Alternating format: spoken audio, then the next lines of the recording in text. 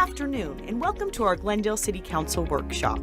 This meeting is for council members to review and discuss important issues, projects, and future council meeting agenda items. It's a work-study session only and allows the council to hear input from city staff. No action will be taken at this workshop, and there will not be an opportunity for public comment. This meeting is streaming live on Glendale's Facebook and YouTube pages and the city's cable television station, Glendale Channel 11. Thank you for joining us.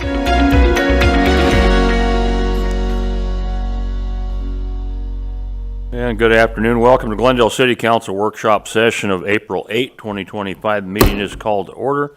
I'm not going to do an attendance roll call because everybody is here. Mr. Milner's on the phone. With that, Ms. Bauer, will you introduce item number 1? We'll get rolling. Landfill rates discussion. Good afternoon, Mayor, members of the council. Here to provide staff report on item number 1 today is to be led by our Director of Field Operations, Michelle Watenko. Thank you, Mr. Phelps. Good afternoon, Mayor and Council. So today we will be seeking consensus on staff's recommended rates for adjustment at the landfill. Just as a reminder or introduction to several new council members, the landfill is an enterprise fund and we are wholly supported at the landfill by our user rates. And so today, Mr. Carr is going to take you through a recommended adjustment to some of those rates. Not all the rates, but some of those rates, and I'll walk you through that. So kind of as a reminder, we did do a rate adjustment back in January of 2023, and at that time we did a 5-year rate adjustment. We are committed, as we always do, to ongoing review of our rates. And as you saw in our recent 5-year forecast, the landfill does show some stress in that 5 years, and so we wanted to come to you early with our recommended changes to those rates. And with that, I'm going to turn it over to Mr. Carr for the presentation. Thank you, Ms. Watenko. Good afternoon, Mayor and Council.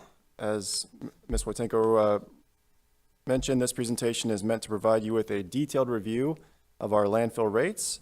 This item is an action item, and we will be asking for consensus on taking rates forward to the next council meeting.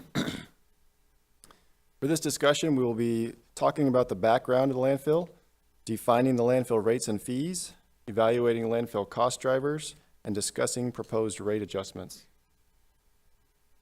The City of Glendale landfill opened in 1973 and started accepting municipal solid waste.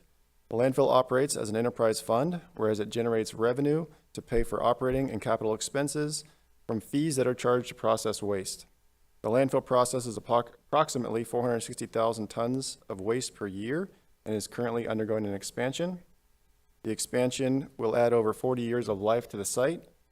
In January of 2023, as Ms. Watenko mentioned, the landfill division came to council and discussed a rate adjustment. During that rate adjustment, we got consensus to add a minimum transaction fee and environmental services fee.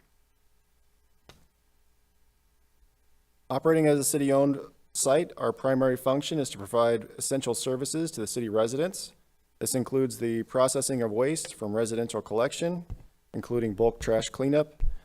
Additional benefits to the residents of Glendale include free access to the landfill, including up to 1 free trip per month for up to 1 ton. In addition to that, 1 ton of free material, residents also receive a reduced rate of $15.79 per ton as an ongoing rate. For the FY24 fiscal year, we had 17,000 residents utilize this benefit. That included 6,000 tons processed at no cost and 6,000 tons processed at a reduced rate. At this time, we are not recommending a change to this rate as it benefits the residents and bulk trash collection, and we have managed to keep this rate low by making changes to other rates. Mayor. Go ahead.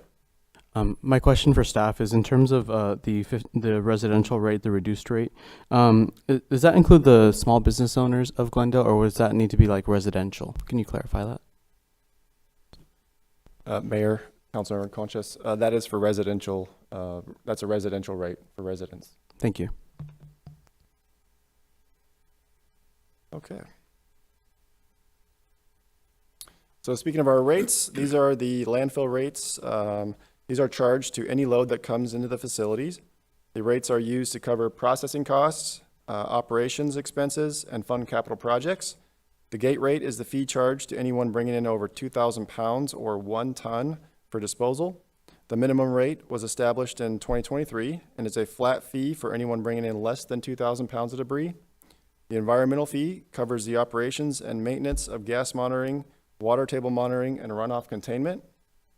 The hard to handle fee covers the disposal of debris that requires special handling. The tire fee covers the cost of transporting tires to the county tire yard, and the Freon evacuation fee covers the fee for removing Freon from refrigerators, freezers, and air conditioning units. On this slide, we have a comparison of the City of Glendale landfill gate rates with surrounding landfills. As you can see, the City of Glendale landfill offers the lowest rate per ton of any other landfill at $38.25. Our minimum transaction fee is higher than Salt River, but in line with our cost for processing the waste. And it's worth mentioning that this does not include the additional environmental fee. Mayor, Good. can you tell us what the additional environmental fee is? Mayor, Councilmember Conchas, it is at currently $2 per ton. Thank you.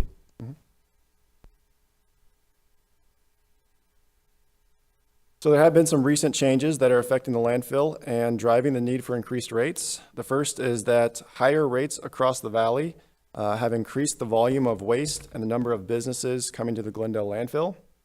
At this time, with a savings of almost $17 per ton, companies are choosing to drive from the East Valley and Central Valley to dump at our location. This is increasing the tons anticipated in our waste models and could change the life expectancy of the site if we do not increase it to match other valley rates. The second change is an increase to ADEQ fees. ADEQ assesses a fee per ton that is disposed at the site. The fee was 25 cents per ton and will go up to 58 cents per ton in July of 2025. The fee will then increase each year following the annual CPI. This creates an additional cost that the landfill would have to bear without an adjustment to how we collect it. We will discuss the additional increases in the following slides, including construction costs, equipment costs, fuel costs, and insurance. These are some of the major cost factors that are making it challenging to cover operating expenses and maintain a required fund balance. Diesel fuel costs have increased 79% from our initial fiscal year 22 presentation to now, resulting in a $307,000 increase. This is due to the increased cost of fuel and operating 2 cells. We are currently working in the south cell while construction is ongoing in the north cell. Insurance costs have increased by 85%, resulting in an increase of $285,000 a year. This includes the liability, risk, and workers' comp coverage for the site. This is due in part to the global insurance market being hit by catastrophic events, causing insurance premiums to increase between 20 to 40% annually. We discussed the ADEQ fee. This will result in an increased operating expense of $153,000 in the operating budget and will increase each year by the annual CPI. We've also seen an increase of 55% in equipment costs for one of our most critical pieces of equipment, the bulldozer. So these are just 4 of the items that have increased, and with these 4 items, we're looking at $1.4 million a year of increased costs. This slide further illustrates the upward trend in cost in the areas previously discussed. All of the cost factors have steadily increased year over year since our last rate discussion. Current expense trends are outpacing revenue trends, resulting in reduced fund balance and an inability to fund planned capital improvements. We do not anticipate the cost to level out and instead anticipate increases year over year.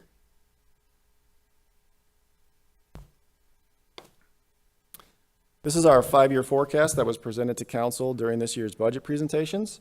From the top left column, we have our beginning fund balance at $9 million, just over $9 million. Then the operating revenues, other revenues, operating expenses, and then you can see in the orange line a deficit of $3.6 million in the FY25 budget, leaving our fund balance at $5.4 million. As we follow the columns to the 5-year forecast, we can see that we drop below the 15% fund balance requirement in FY28 at $75,000 and go negative in FY29 and FY30. This represents our current rate structure based on the fact that operating costs have increased by $1.4 million each year since implementing the rate increases. The FY30 ending fund balance is $3 million under our fund balance policy.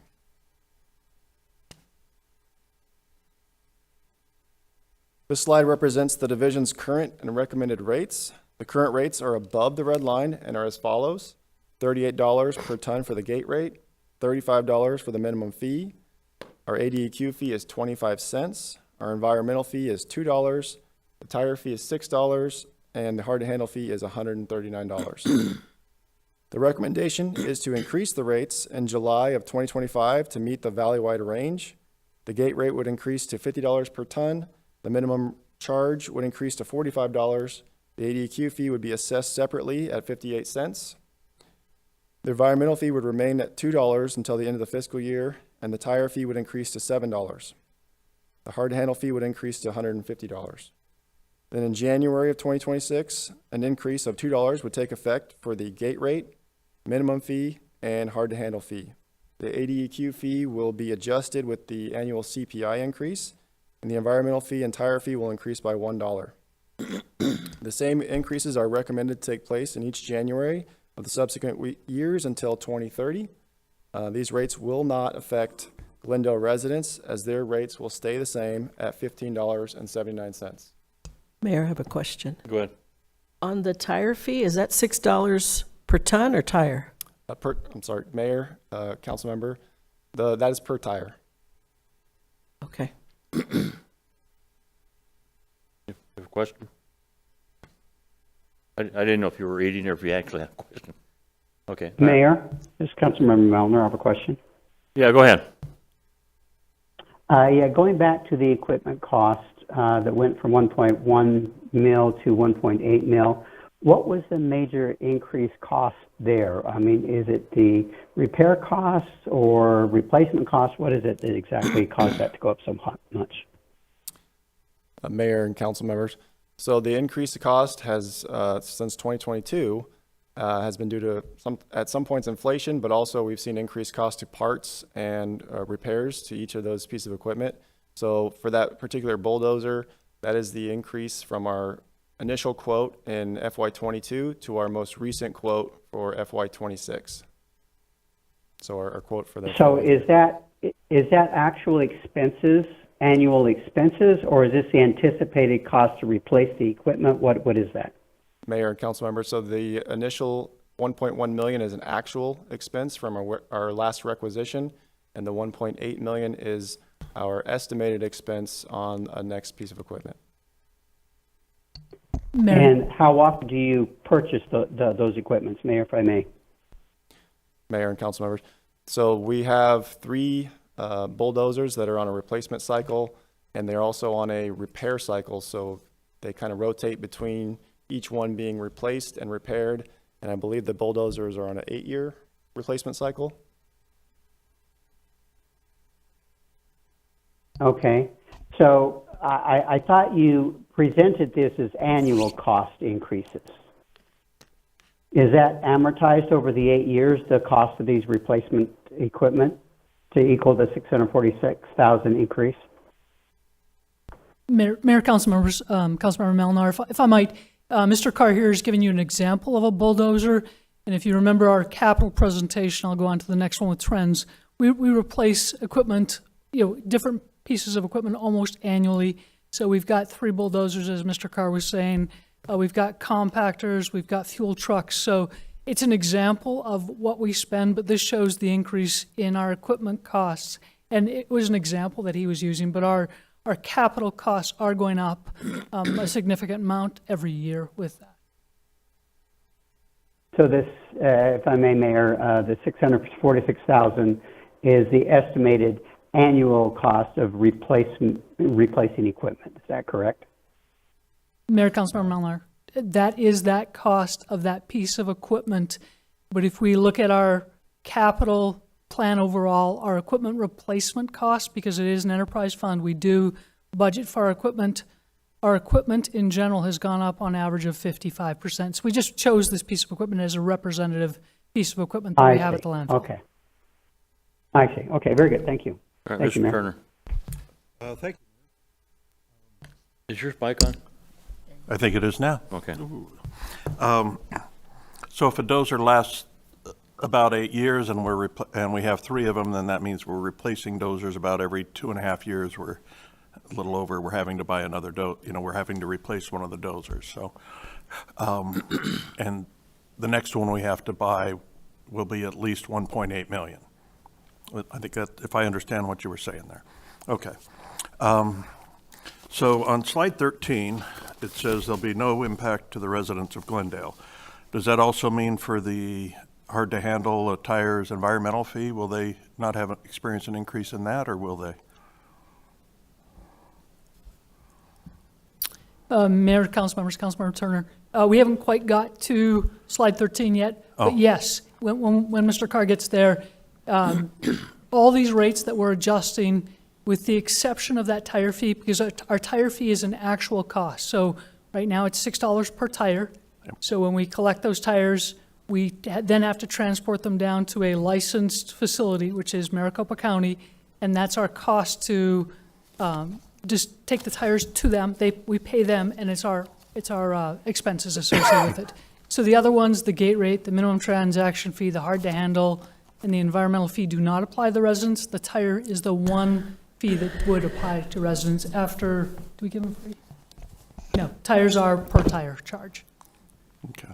Sorry if I got ahead of you. Do you need to pick up where you left off, and I can hold my questions? Yeah, we'll just go back and catch up to you. Okay. Yeah. Let me ask you a question real quick. Too excited. Council Guzman had questioned this, and that made me think, because their business typically does commercial tires, large tires. And the tire fee is a set fee. So if it's a wheelbarrow tire, is it the same fee as it would be a rolling front-end articulating loader? Is it the same fee? Mayor, so we do not actually accept commercial tires. So those tires actually, we can't take those. We don't take them from commercial businesses. We only take residential tires. So typically, if you have come in with a tire, a wheelbarrow tire, could be set in that pile. I don't think that they're going to charge you a separate fee unless you bring that in separately to say this is a wheelbarrow tire and I want to drop this off. Then it's possible you're going to pay the fee for that. But for the most part, this is for residential tires on residential vehicles. Okay, and then one more question for myself, and I see some other questions. What do you do in a case where a guy comes in, he buries his tires, dumps them out, and he's trying to get out of there, and the dozer operator sees that he's got a bunch of tires in that pile? Do they stop him at the gate and make him pay, or, I mean, that's got to be kind of a normal thing, I would think. Yeah, Mayor, so when the people come into the scale house, the attendants ask them what they have in their load. They try to assess those fees ahead of time. But when a resident or customer does come in and dumps tires at the top, we do have spotters that are up there that try to recognize those in the loads. And then our operators are also there pushing the pile around, and they can see those.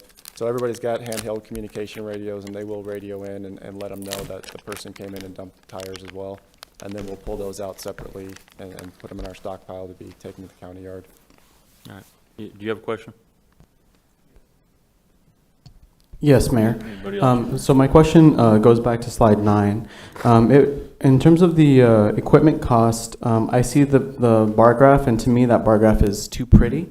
So can you talk a little bit about how this data was compiled together, and what sources do you have for this bar graph? Mayor, Councilmember Conchas. So essentially, when putting this together, we have our capital plan, and when we're looking at our capital and planning out for the next 10 years, we do put a escalator in there for our costs. This one was based on our FY22, and this was just one particular piece of equipment. So as Ms. Wojtenko mentioned, we have scrapers, compactors, water trucks. We have various pieces of equipment, and we chose to focus on the bulldozer, which was our main piece of equipment. So this shows essentially our escalated increases from FY22 to FY26. Thank you, Mayor. And also I wanted to ask, other rate increases involve more public hearings and citizen input. Can you talk to me a little bit about how this is a unique situation and we're not doing that? Mayor, council members, Councilmember Conscious, the landfill is a little bit different in the sense that we do public hearings And we go through those things when we have to do there's two factors for the landfill. One is a major modification, which ADQ and others would do. And the second one, public hearings and that, if we impact our residents. And because we are not impacting the residents, with the exception of our essentially pass-through on the tire fee, we opted not to do it this time, because our recommendation does not impact residents. Mayor, final question. So there's this line that we keep saying that it's not going to impact Glendale residents, but what if I have small business owners that I've talked to about this landfill increase? Will it affect our landscapers? Will it affect other people in the Cactus District who have small businesses that use the landfill? Mayor and Councilmember Conscious, yes, it will, but those businesses have an option as to where to go. They could bring it to us. They could also take it to the City of Phoenix, who has 2 different locations. They could take it to Salt River. They could take it to Waste Management. So it's not a captive audience. They're not forced to come to us, so they have options out there. Thank you. Okay, we'll go to you first. Thank you, Mayor. I have a quick question about the tires. Is that so? You said pass-through fee. So are we capturing the entire cost? Because somebody's got to transport the tires to where they have to go. So is that a inclusive cost, or is that just the pass-through of the fee remain to Maricopa County? Mayor, Councilmembers, Vice Mayor, yes, you are absolutely correct. It's a pass-through in the sense that Maricopa County's increased theirs, but our fee does include our cost to haul them down there. So we accumulate them within the required time frame. We have to handle them within a certain time frame. We accumulate them till we get a full load, or we hit that time frame, and then we take them down there. So that handling fee, the cost of transportation, is divided up amongst all those tires. And so that's our adjustment to the fee. And you see it doesn't go up every year because we're anticipating the need to adjust it on a kind of a every other year type basis. Okay, thank you, Mayor. If I could continue so these are basically, would be affecting commercial customers, at least for now anyway, if this is adopted. So what about, we've had multiple discussions over my time on the council about tipping fees. So are we going to look at, because, we are accepting, and I imagine, we have looked at that before. Our tipping fees are relatively low compared to some other places around the valley. So, and the life of the landfill is something that we should be preserving for our residents, because we're going to be at the mercy of whoever once our landfill runs out of room. So that's the idea, is to remain competitive and have a place for people to take things, but also to not be undercutting other people where we're taking on more tonnage and shortening the life of the landfill. So, but how is this going to affect? Are we going to be coming back with as IGAs come due with other cities and reassessing our tipping fees as part of this exercise? Mayor, council members, Vice Mayor Tomachov, I think you got it exactly there. So the gate rate is kind of our general to the public tipping fee. And as what we're trying to do right now is align that tipping fee to what our competitors, other valley cities, and the private sector are charging, such that we don't become attractive. We don't have people coming here where they should be going to other locations. We preserve the life of our landfill. And then as we come to adjust any IGA, we will be coming to council with that recommendation to show the entire rates. The exception to that is the City of Phoenix, because the City of Phoenix is a complete reciprocal. So if we give them a ton of trash, they give us a ton of trash. And you'll probably see that come forward over the next couple of months, because that's the one up for extension right now, per se. But that's a true trade agreement. But the others will be coming back to council. Yes, you're correct. Okay, thank you. You done? You got your question answered? Yeah. Okay.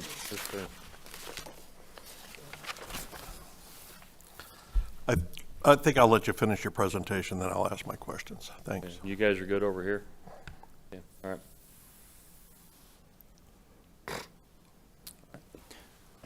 So this is an updated 5-year forecast reflecting the recommended rate increases. As you can see, our operating revenues increase while our expenditures and capital remain the same, resulting in an ending fund balance that does not go negative. Raising the rates now allows the division to maintain a sufficient fund balance while continuing to fund operations and capital projects through fiscal year 2030.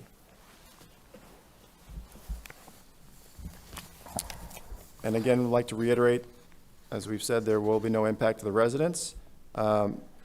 Mayor, we are seeking consensus on adjusting the rate to the current market rate in July of 2025 and adopting the 5-year rate adjustments for the gate rate, minimum fee, hard-to-handle waste, tires, and environmental fee.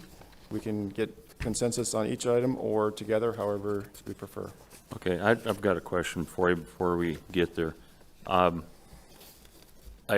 totally agree with you on the thought of why take Scottsdale's trash if they can dump it over there. If we're cheaper than everybody else and it warrants their driver and fuel of driving all the way over here and dumping it and going back and it saves them money, well then obviously we should raise our rates to be competitive. But the other side to that you haven't talked about that is a real plus for not only us but for everybody is the less vehicles on the road, the less wear and tear we have on our roads.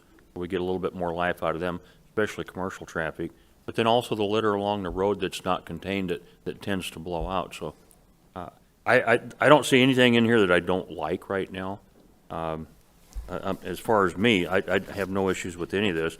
So I guess we'll go ahead and go there. Is there a consensus what they're asking to do right now? Mayor, I still have a question. Okay, well, before we do the consensus, let's go ahead and get his question. Okay. So thank you. So looking at 13, slide 13, so no cost to Glendale residents other than, in fact, if the tire fee goes up or some of those other handling fees. But Glendale residents will still get their one free dump each month with a proof of residency up to 1 ton. That's the part that's not going to change. And I want to make sure we protect that for our residents because that is a value to them, I think, that they appreciate. So then my question really is, why don't we just raise our rate to match Phoenix's 55? There's nothing in, it's an enterprise fund, but it doesn't say we can only break even. And, you know, if that's the market rate, that's what we should get. We shouldn't be encouraging out-of-city dumping without getting the full freight for it. Our residents, I think our residents deserve to get the full rate for anything that's coming into their landfill, to either increase revenue or to extend the life of the landfill. And so why aren't we raising it to 55? Mayor and council members, you know, we looked at that, and it's, Councilman Turner, Phoenix currently is at $55. Our proposal takes us to $50 plus the $2 for the environmental fee. And then, you know, the environmental fee is going to go up. So essentially, when we go to $52, and I'm going to go to that slide now, our recommendation, we go to $52 in January 2026. At that time, our environmental fee is $3. So at that time, so in January 2026, we will be at the Phoenix $55.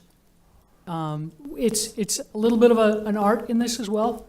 We drive too many customers away, and then our residential rate isn't subsidized. We'd be back talking to council about raising our residential rate. So there's a little bit of an art to it. So we chose to do a incremental approach to see, you know, what happens to our rates when our rates increase in July. What happens to our customer base? Did we lose too much? Did we not lose enough?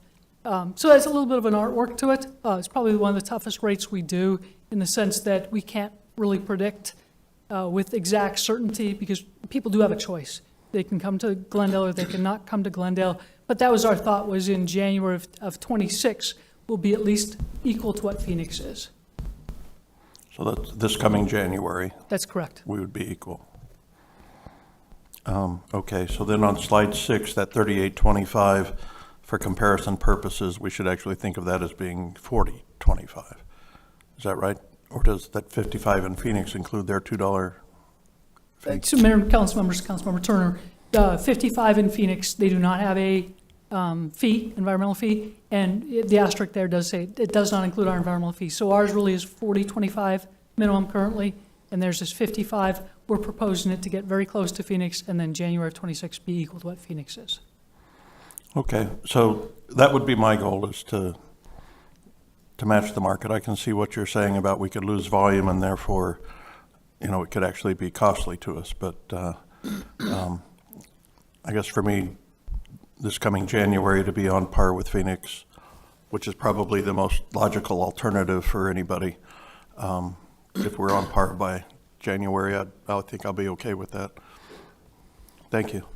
Okay, do we have a consensus on this? Mayor, I do have one more question. Okay. Thank you. I do think we should follow this plan, but I wanted to, do we monitor Phoenix's rates? For example, if Phoenix, for some reason, decides to raise their fee up to $75, I mean, and then we know, oh, we probably need to reassess this, because anytime they raise their rates, we become more attractive if we're setting, a rate plan for 5 years. So how do you manage making sure we're aware of I guess basically Phoenix, obviously probably people aren't going to be choosing waste management. I mean, their fees are very expensive. But how do we monitor that, and then do we come back and take another look at it so that we know that we're remaining competitive and not too much of a value to attract what's happening now? Yeah, so Mayor and Vice Mayor, thank you for the question. We do, as part of our annual evaluation of our rates and our budget, we do evaluate the surrounding communities and their service levels. So we are aware typically before or when they're about to change rates, and we are able to use that and evaluate how it's going to affect our landfill site, and then additionally how we compare to those other surrounding communities. So there were some significant increases over the last 2 to 3 years since our last rate increase. And that's where we kind of have seen that not only have we seen increases in costs, but the other valley cities increasing theirs so high has increased the volume of us taking on more waste. So hence why we're here today is to discuss these, the things we found during this evaluation period and our recommendations. Okay, thank you. Mayor, so once again, going back to this big, bold statement that there will be no impact on the residents of Glendale, I'm looking out for the small businesses of Glendale that are using this. And we always say that we want our residents to live, work, and play here, and to say that they can go choose whatever landfill they like, I think that we should make sure that we are looking out for them. Also, a 31% increase for those small businesses when I paid $3.83 a gallon for gas last night here in Glendale. And having such a short timeline from April to July, that's a really hard margin for some of these small business owners to implement in such a small amount of time. So I will not be giving my consensus for this today, and I think that we need to go back to the drawing board and have some more transparency on what we're spending on, and potentially have a citizens landfill subcommittee or a committee so that we can understand what is happening here. Thank you. Go ahead. Just want to put in my 2 cents. A while back, I worked with a company that we did a lot of bobcat service and a lot of trash removal. And one of the things that that company was able to control was what we charged the customer. So whether the landfill charges us $38 or $50 or whatever it is, depending on the job that we would take, we could charge the company $150, $200, whatever we wanted.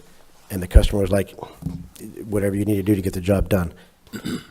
I respect and understand Lupe's opinion about making sure that small business owners that live in Glendale and run a business from Glendale, this will impact them.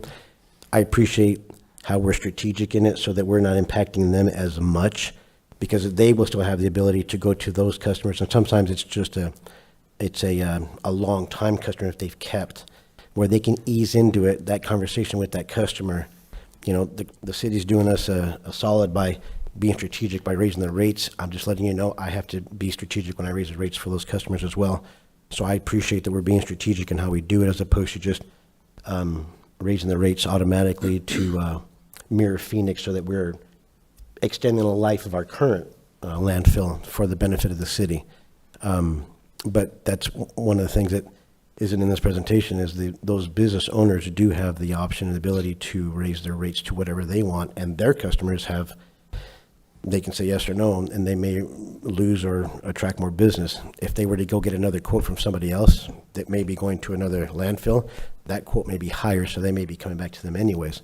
So it's kind of it's a strategic juggle, but I do appreciate that we're being strategic about it and not just, it seems we're being strategic and very mindful of the bigger picture from the little guys that we have in our communities and the much bigger companies that are doing it on a much larger scale. So, thanks, sir. Mr. Tanko, just so everybody can understand I guess, the bigger picture, your division has to be self-sufficient. You're not subsidized by general funds, is that correct? Mayor, you are correct. Okay, so for your knowledge, if they lose money, then we got problems. The other side to that is I understand protecting a small business today, but if that landfill fills up too fast and those prices go to like waste management all of a sudden, then what do they do? I mean, right now it's very small, very minute. If we don't basically take care of what we have in the long run, we're looking at they're going to pay a lot more money and may not be able to make up the difference. So I did have one question for you with the phenomenal growth that all of the West Valley cities are having. Is there any talks with any of the other cities starting another landfill, a new landfill? I know that's got to be really hard to do in today's age, but I don't know how we can get by with the landfills that we currently have without somebody starting a new one for the potential new growth.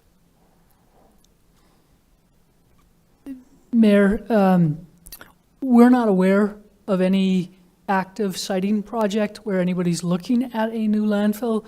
I'm aware, Phoenix has a rather large footprint and are able to expand. Just south of them is Republic Services out in Buckeye. They've got the opportunity to expand. Glendale, we actually have the land where the landfill administration building is, which is technically a landfill footprint. We do have to do a major modification to expand onto that footprint, but we're not aware of any landfill being sited in the West Valley, but we do have, potential future expansion for Glendale residents as well. Okay. Well, I know we're looking at 40 to 50 years or so before we're currently full. I don't expect to be around 50 years from now. I certainly hope I am, but we have to do what we're doing today in order to protect 50 years from now. And so I hope you understand the big picture there. Without general funds being self-sufficient, they have to be able to make enough money to pay for the operation, still protect for tomorrow also. Any other questions? Yes, Mayor, I just want to make a statement. I agree with Councilmember Bondanegro. As a small business owner, and our business is commercial and industrial tires, we received recently just an increase from ADEQ from $2 to $4. So you do have to, as a small business, you have to sometimes turn around and charge it back into your products and your services. So for me, I will have do consensus on this. I understand what you guys are trying to do. Okay, Mr. Turner. Thank you, Mayor. To one of the points that Councilmember Contis raised about awareness, is this something that we've sent to our Citizens Utility Advisory Commission, and do we have a recommendation from them if we did? Yes, Mayor, Councilmember Turner, we did take this to Citizens Utility Advisory Committee, and they did recommend bringing the rates forward to council for review at this workshop. Did they tell us that already? They already told us that? Okay, thank you. Okay, have we a consensus? Yes. Yes. Yes. No. Yes. Okay, all right. Thank you. Next, we'll be bringing this forward to council at the next voting meeting on April 22nd. We will then advertise the rate increase on the city website with the intent to increase from after this meeting through the end of June, and the new rate will take effect on July 1st, 2025. And with that, thank you for your time. Thank you. Item number 2.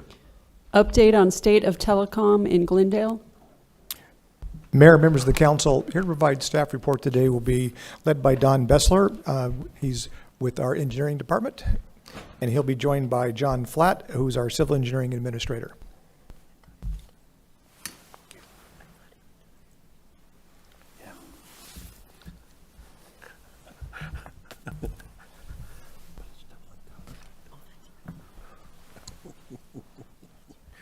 Mayor, thank you, Mr. Phelps. I'm very pleased to be here today with John. This will be John's first time presenting in front of council, but he's very capable, and we're very excited that he runs our dry utility and inspection program for all the work that the city does in the right-of-way, as well as what developers do that ultimately will end up in our right-of-way. We come before you periodically and give you an update on the variety of things that happen in the telecom world. Often I'll be accompanied by Ryan Lee, our InterGov Programs Director. We do a lot of work with his office, with the numerous entities that do work in our rights of way, and that collaboration is always very, very helpful. So I'm going to have a few things to say at the beginning, and then I'll help wrap up, but John is the guy that really knows the heart and soul of this program, and he's going to walk you through it. We're not looking for any action by the council today. We're not looking for consensus. This is just informational only.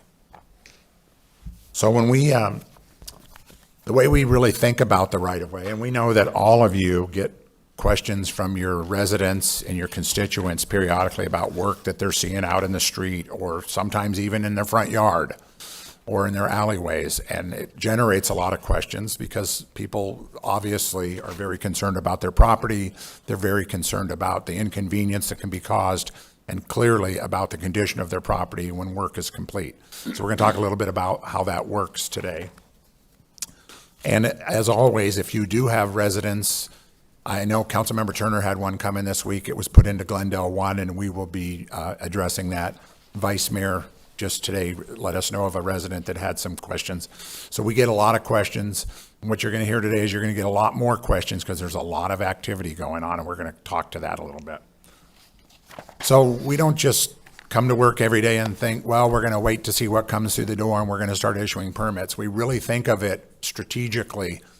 And as you know, we have the balanced scorecard, and this plays right into the balanced scorecard. It's think strategically about the work we do and how it affects people. So what are our strategic imperatives?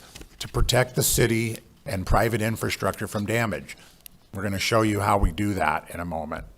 We want to make sure that we have fair access to the right-of-way. State statute requires that we are competition neutral for the way we conduct our permitting processes so that we don't pick winners and losers. In the industry, we simply manage the right-of-way and public utility easements fairly and consistently. We want to make sure that we're always communicating forward to our residents and our impacted neighbors, so we have specific requirements that all of the people that do work in the right-of-way, they have to do leaflets, they have to do door hangers, they have to proactively let residents know what to expect in their neighborhoods. That doesn't always happen, but it happens at a very high clip, and it's usually pretty reliable.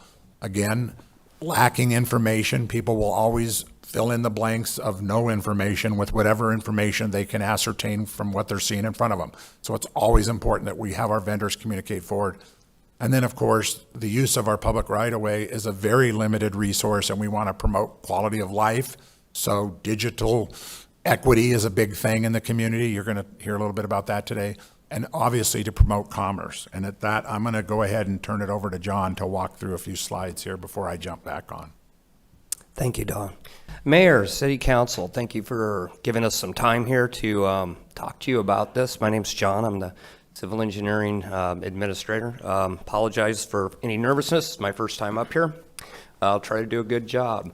We're going to lay this out with a little bit of terminology. We have several types of agreements with the telecoms right now, depending on what type of data that they transmit. We have cable licenses, which is cable TV, telecom, which is just basically voice and data, which we don't see a lot of that anymore.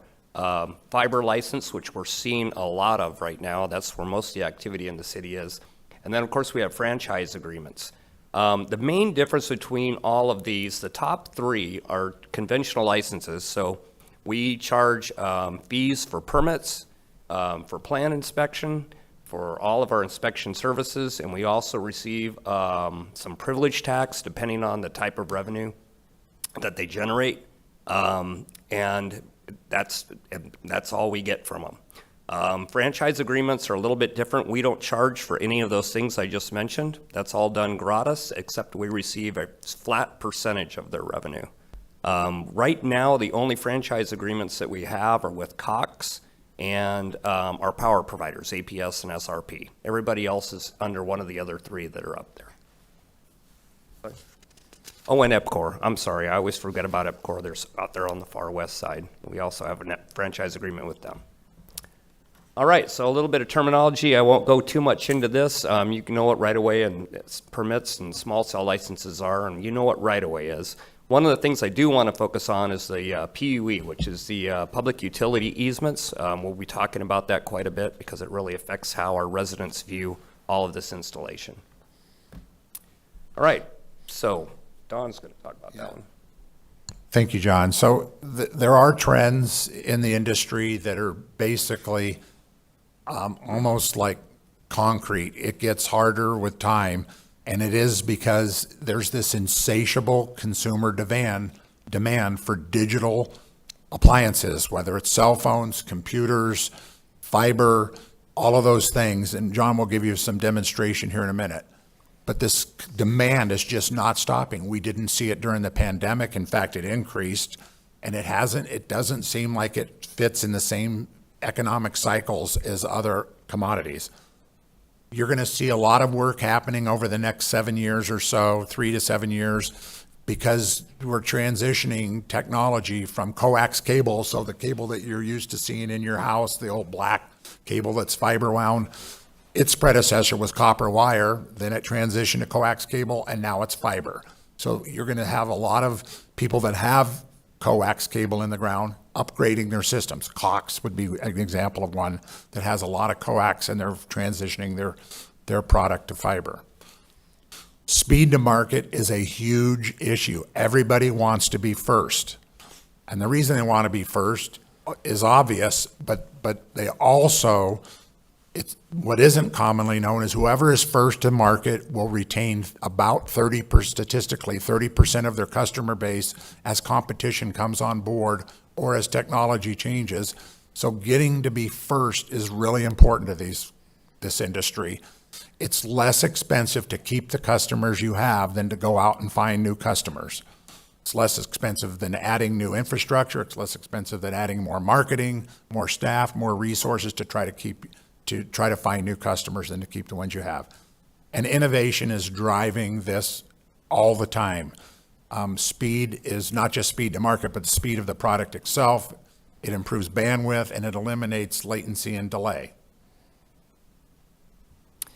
Okay, well, this takes us to where we are. This was the marketplace in 2022.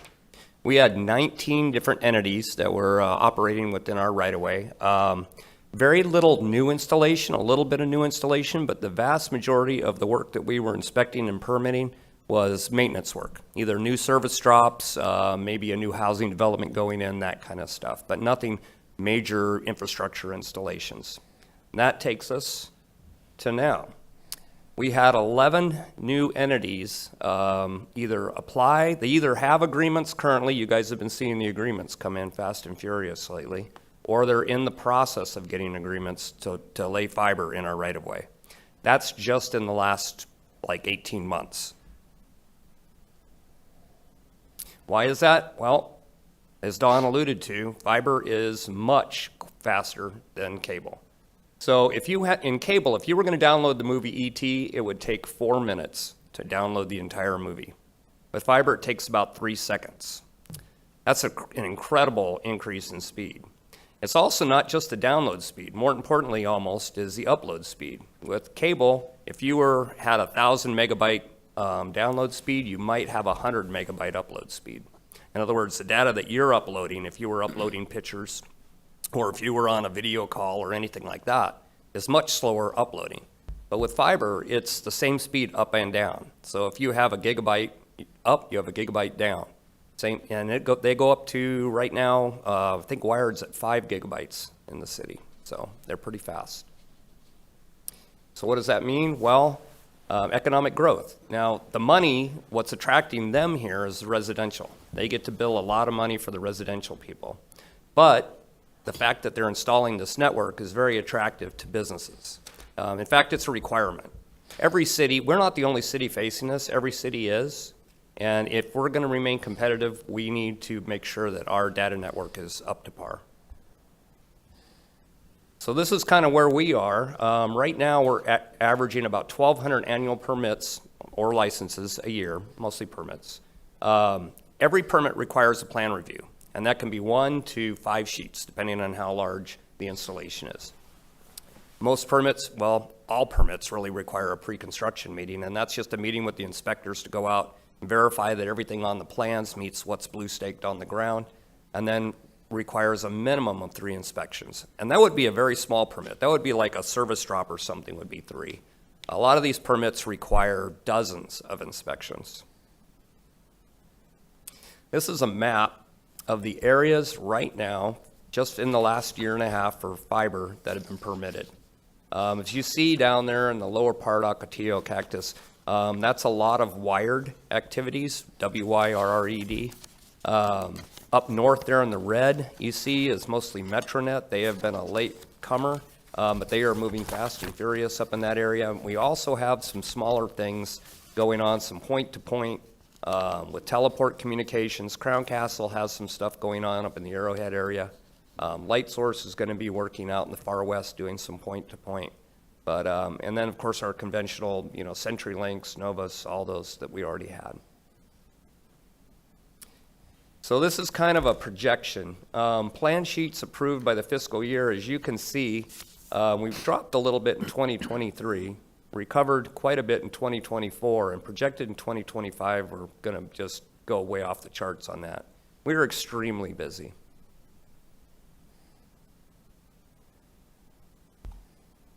And this is linear feet of trench and bore. So this is, when they install this, it's either put in a trench, very rarely. Usually it's done jack and bore, which is a drill rig that goes under the sidewalk or under the right-of-way and tries to miss all the utilities, hopefully, and then it pulls the conduit back under. So in linear feet, last year we did 700,000 linear feet, which was up from 200,000 the year before. This year, we anticipate doing about 900,000. One of the reasons that we have to do a lot of that with the jack and bore is that the right-of-way is finite. As you can see there, that's just kind of a schematic of everything that's buried under the roads. When we're driving down the roads, we don't think about everything that was underneath. But if we peeled that back, you've got all your sewer, your water, your power, your gas mains. You've got other telecoms and things going on there, storm drain running down the middle of it. There's a lot of things down there. And when we're putting up new stuff in the ground, we have to have room to put it in. And that's where the public utility easement comes into. Now this is probably the one area where I'm really having a lot of interaction with the public on. The public does not understand what a public utility easement is. Nobody knows about it. I didn't know about it until I started in this position. So what you have, if you don't know, is there is an easement, usually in front of most properties, sometimes in the back, where you have signed off on that when you purchased the property. And what that allows is for utilities to go underground. They have to be able to access their utilities. So an agreement is signed that says you have the right to go into your easement and access these or build or construct at any time. Now that doesn't give them free reign. They can't just go in there and tear up, grandma's petunias because they want to go in and put in their stuff. They do have to restore everything to as good or better condition after they get done. But during that time frame, there is an inconvenience, and there is it's not a good time. When they're out there putting this stuff in, it's not fun for our citizens. And generally what happens is I get a phone call about 3 times a week. Somebody wants to know why somebody's digging in their front yard and why they're there and what they're doing and who gave them permission and for them to leave.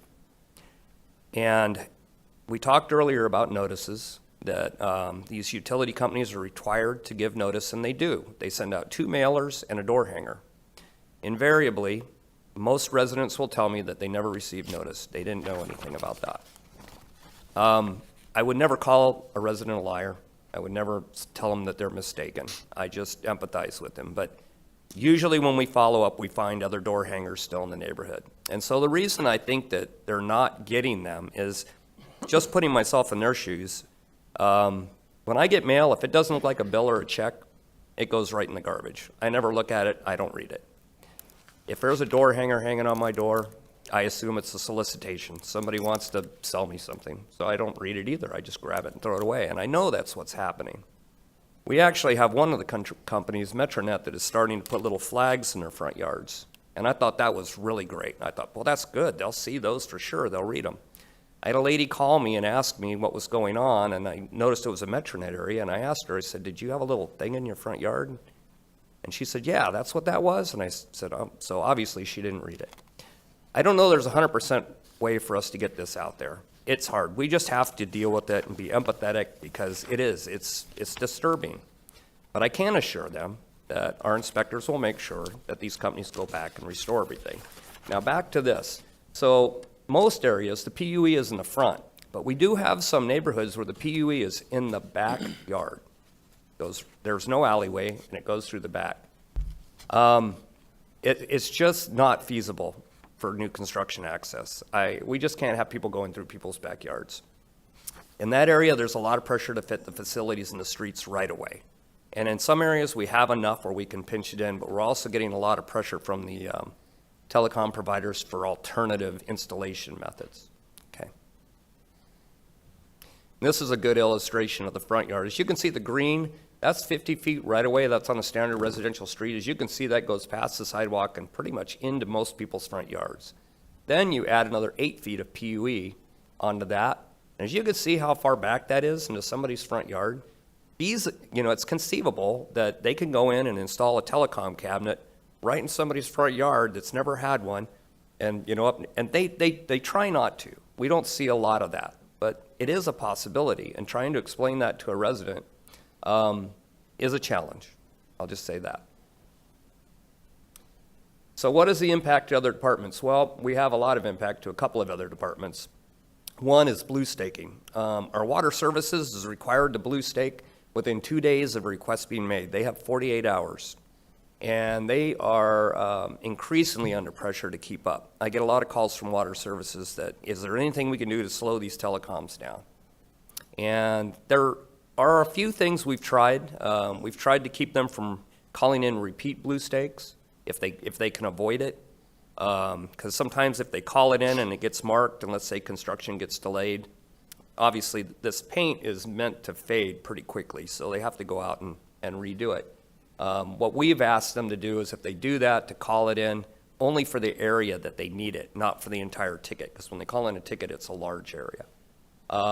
We also have issues with transportation. Traffic control is probably the biggest, what we would call a governor on the speed of installation.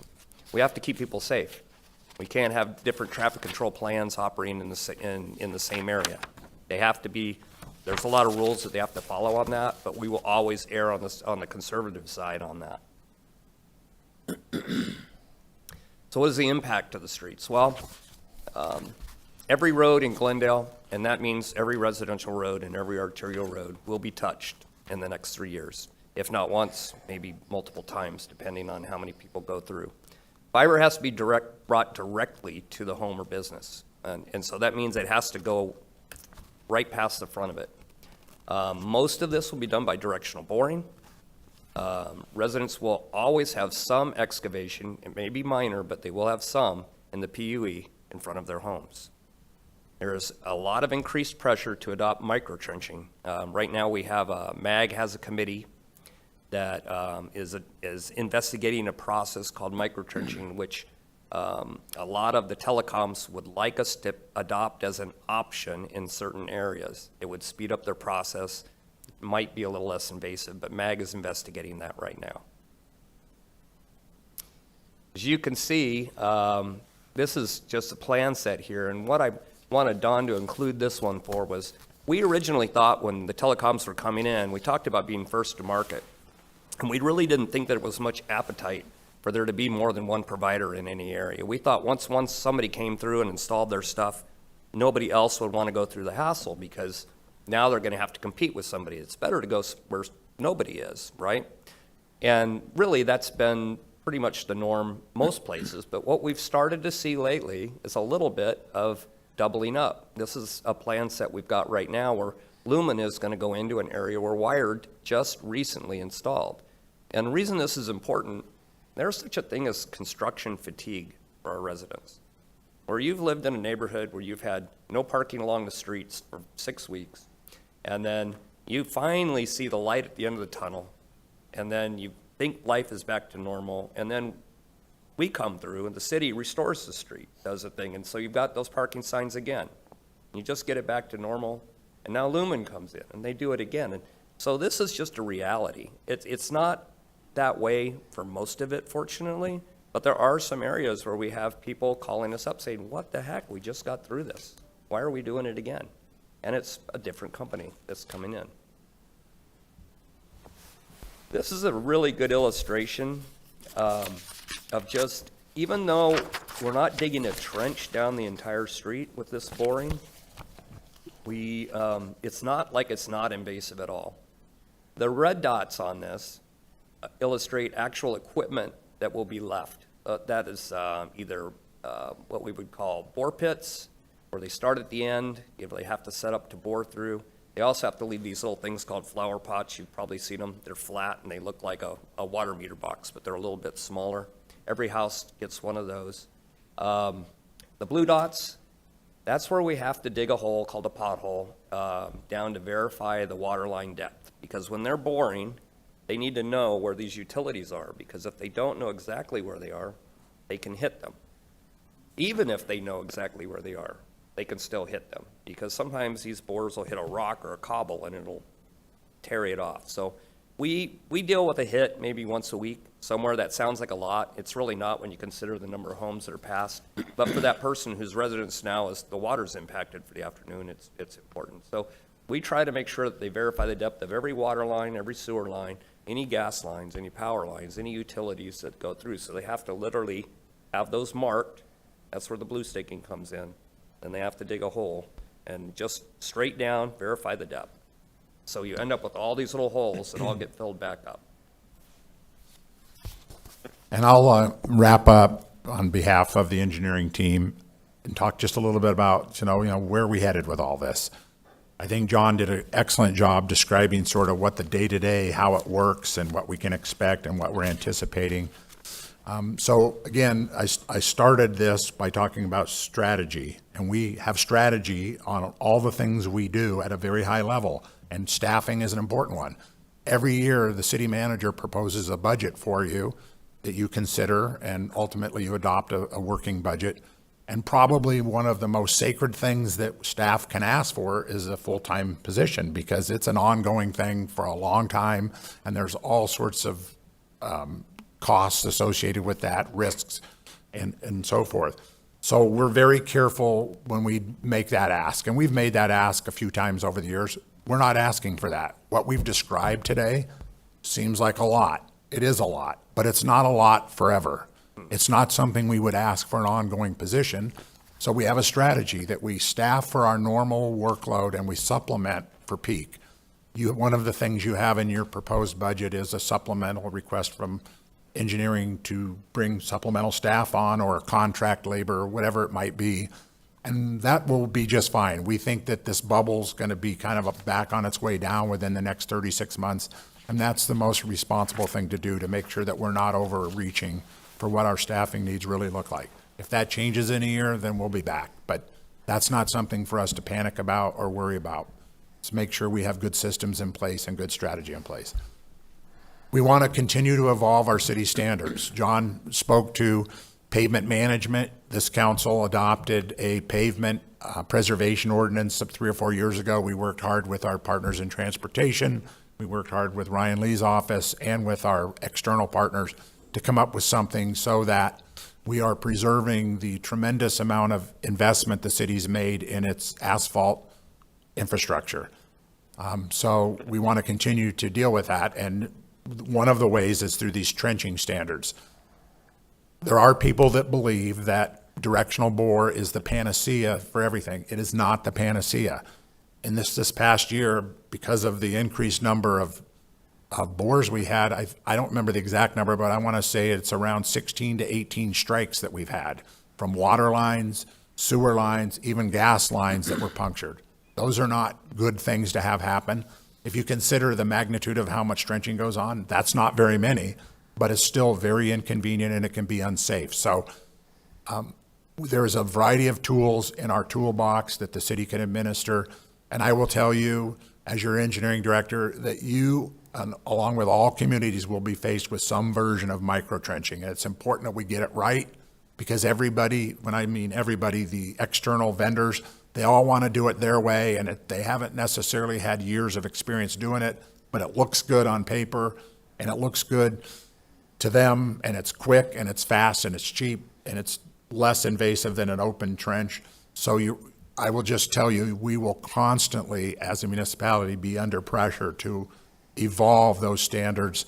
The city manager did a great job with his colleagues to put this in front of MAG so that we can have something regional instead of a local solution only. So we're very hopeful that that will work its way through the process in the next 6 months.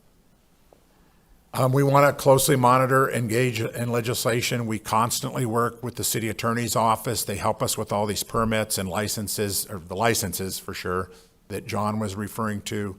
Continually work on that. Michael Bailey's office has been very, very helpful and been strong partners with us. And we want to update our standard license agreement to be consistent. These things change periodically. What we're starting to see in the region is to move away from lineal foot fees and move towards a percentage of revenue. So it's similar to a franchise fee in the way we monitor it, the way we police it, the way we enforce it, the way we administer it. So we think that that will be something that we'll see more valley-wide happening. And of course, we always want to be able to maintain our competitive neutrality. This council will always ask us whether we're talking about impact fees or landfill fees or permitting fees for telecom. How do we compare to the people around us? So we're always on making sure that not only are we competitive neutral between the vendors out there in the valley, but also among our colleague cities. And so with that, we're able to answer any questions. Thank you for your time. Yeah, I just wanted to verify, the horizontal boring, they'll bore the hole, and then when they retract their drill, they're actually pulling the conduit back through that same hole. So if there's a problem with it 5 years later, they don't have to go out there and dig everything back up again. Is that correct? Yes, Mayor. Yeah, that's correct. That bore bit bores a hole, and then they have what's called that's the auger, and then they pull that conduit back through that hole. Yeah, and then that conduit's there, and then they can just pull their fiber or whatever it is they need to pull through that. Okay. All right. You have a question? Thank you, Mayor. So I know there's a lot of residents going to be like, okay, well, when's the next improving? And I understand fiber meaning information goes at the speed of light, 187 miles per second. I'm a science nerd, so I understand that. So, but residents are going to ask, okay, when's the next big thing going to come that they're going to rip up, and they're going to say like this, they're going to rip up our yards again. I don't want them doing it again like 5-10 years from now.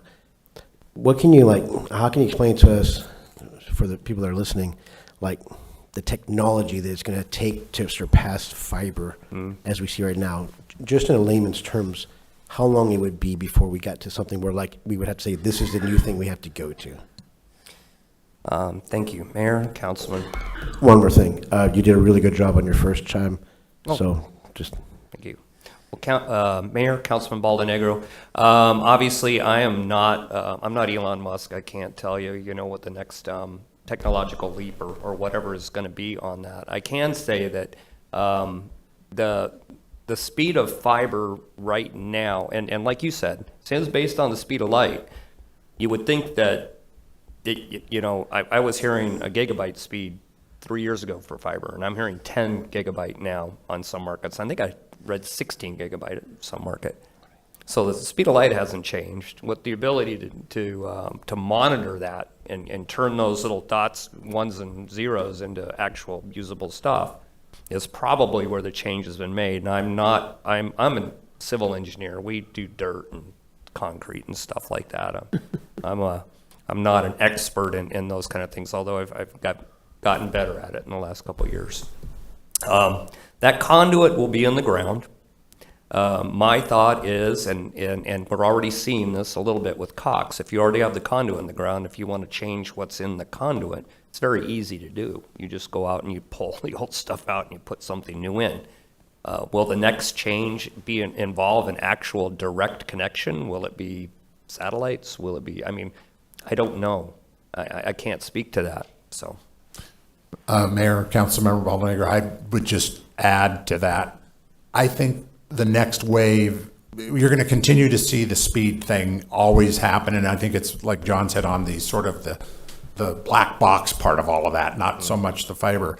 But I do think you're going to start to see another re-engagement with wireless technology to continue to do that, especially because everybody's carrying a piece of equipment in their hand that allows them to have infinite access to infinite knowledge at their fingertips. And I think they're not always going to be plugged in. And so I think you're going to see more wireless stuff over time. Thank you, Mayor. So I wanted to ask, I was very interested in trenching standards. So I don't know, I mean, I know that we've been preempted a lot with cell towers and how we operate in that forum with what we can charge and all of that. Do we have and are we able to adopt trenching standards within, or are we doing it by city, by region? Where are we with that? Mayor, Vice Mayor, thank you for the question. So, first of all of the standards that we adopt locally are adopted locally. Our city engineer ultimately signs off on whatever design standards that we adopt as a city, and they're adopted by reference in our code. So we have that. We have MAG, which is a huge resource regionally to help us, and some of our standards are MAG related, and sometimes they're local versions of a twist of a MAG thing. So we are able to do that. I think that once this MAG standard comes out, then each city will have an opportunity to modify it to meet their own needs, and I think that can happen nearly seamlessly. I think it'll be easy to do. Did that answer your question? Yeah, Mayor, Vice Mayor. So myself and the town manager in Gilbert are co-chairing, at my request, an effort with MAG. They've hired a consultant, and we'll be getting some early reports from that consultant. Our biggest concern is if you do micro trenching, what is the impact on the roadway? What is the long-range durability? What we're finding, most of the cities are finding, is that the different companies are coming in saying, our technology's better, and it'll last forever, don't worry about it. And while we, on one end, want to encourage installation of fiber so that we stay a connected city, on the other end, what we don't want to do is rip up our roads, let them lay down fiber. 4 years from now, find out that we're having to go back in and make major repairs on every street because the technology didn't perform like they claimed it would. We've seen all types of things. In one case, a trenching company was talking about using a tape. You would bore a trench, use a tape that would go over it, and they said it'll last forever. That no one's talking about that anymore. Then they were talking about almost putting like a rubber gasket in. So again, you would trench down, lay the fiber at the bottom, and then come in with the gasket. What we want to look at is, for example, is if there becomes a little bit of a less than smooth surface, it's right off the edge of the sidewalk where our bicyclists go. And so we also have to approach this from a liability standpoint. We don't want to create an unsafe environment. But once we allow that trenching and once we allow it to happen, we own the problem. And so what we're trying to do as a region is try to come in and adopt standards.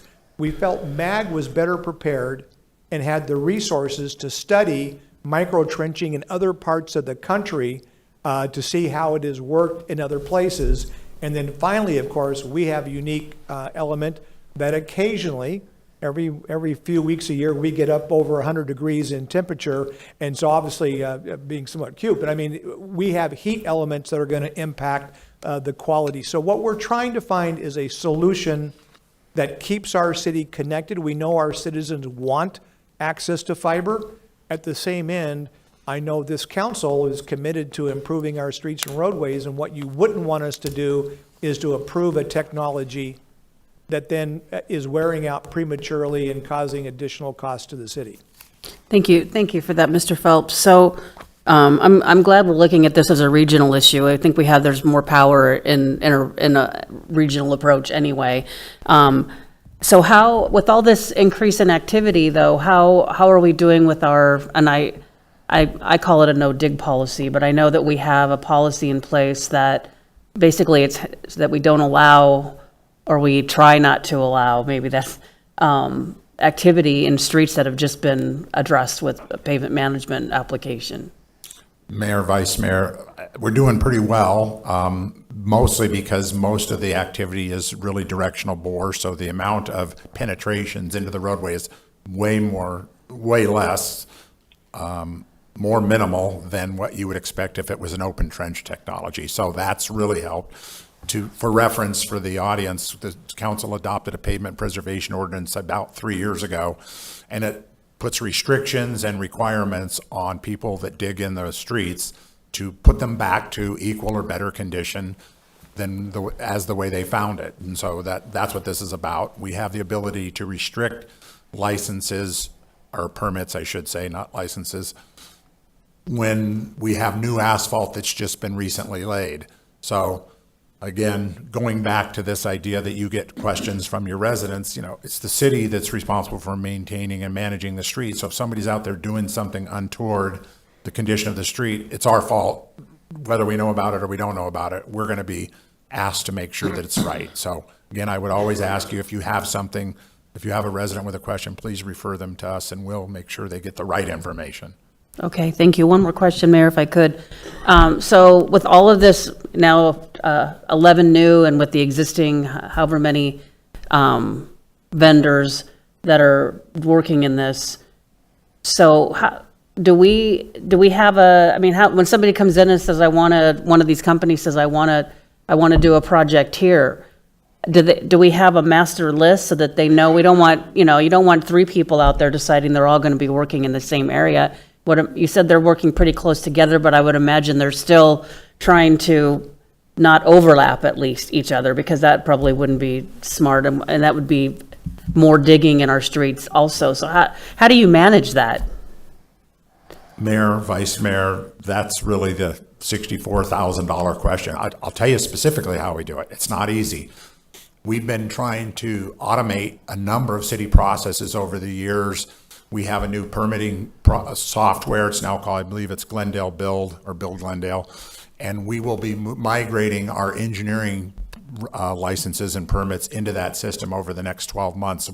First of all, that's going to be a game changer for us, because, for example, if any one of these vendors comes in and says, you know what, I want to do a build within this square mile of any of your districts, it doesn't matter which, and we have a license agreement, so we have a right to pull permits. By the way, just so you understand, legally, from the state legislation as well as federal legislation, we can't just say, we've had enough, no mas. You can't do business in Glendale anymore. We do not have the authority to do that. We do have the authority to legislate and regulate the placement of it to a degree, as long as we're doing it consistently and not doing it in a way to pick winners and losers. So in that instance, what Jamie Chapin, who you all know and love, and she'll be here tonight, by the way, at your voting meeting, she'll start by saying, all right, well, here's a specific build request, a permit request, and it's for 8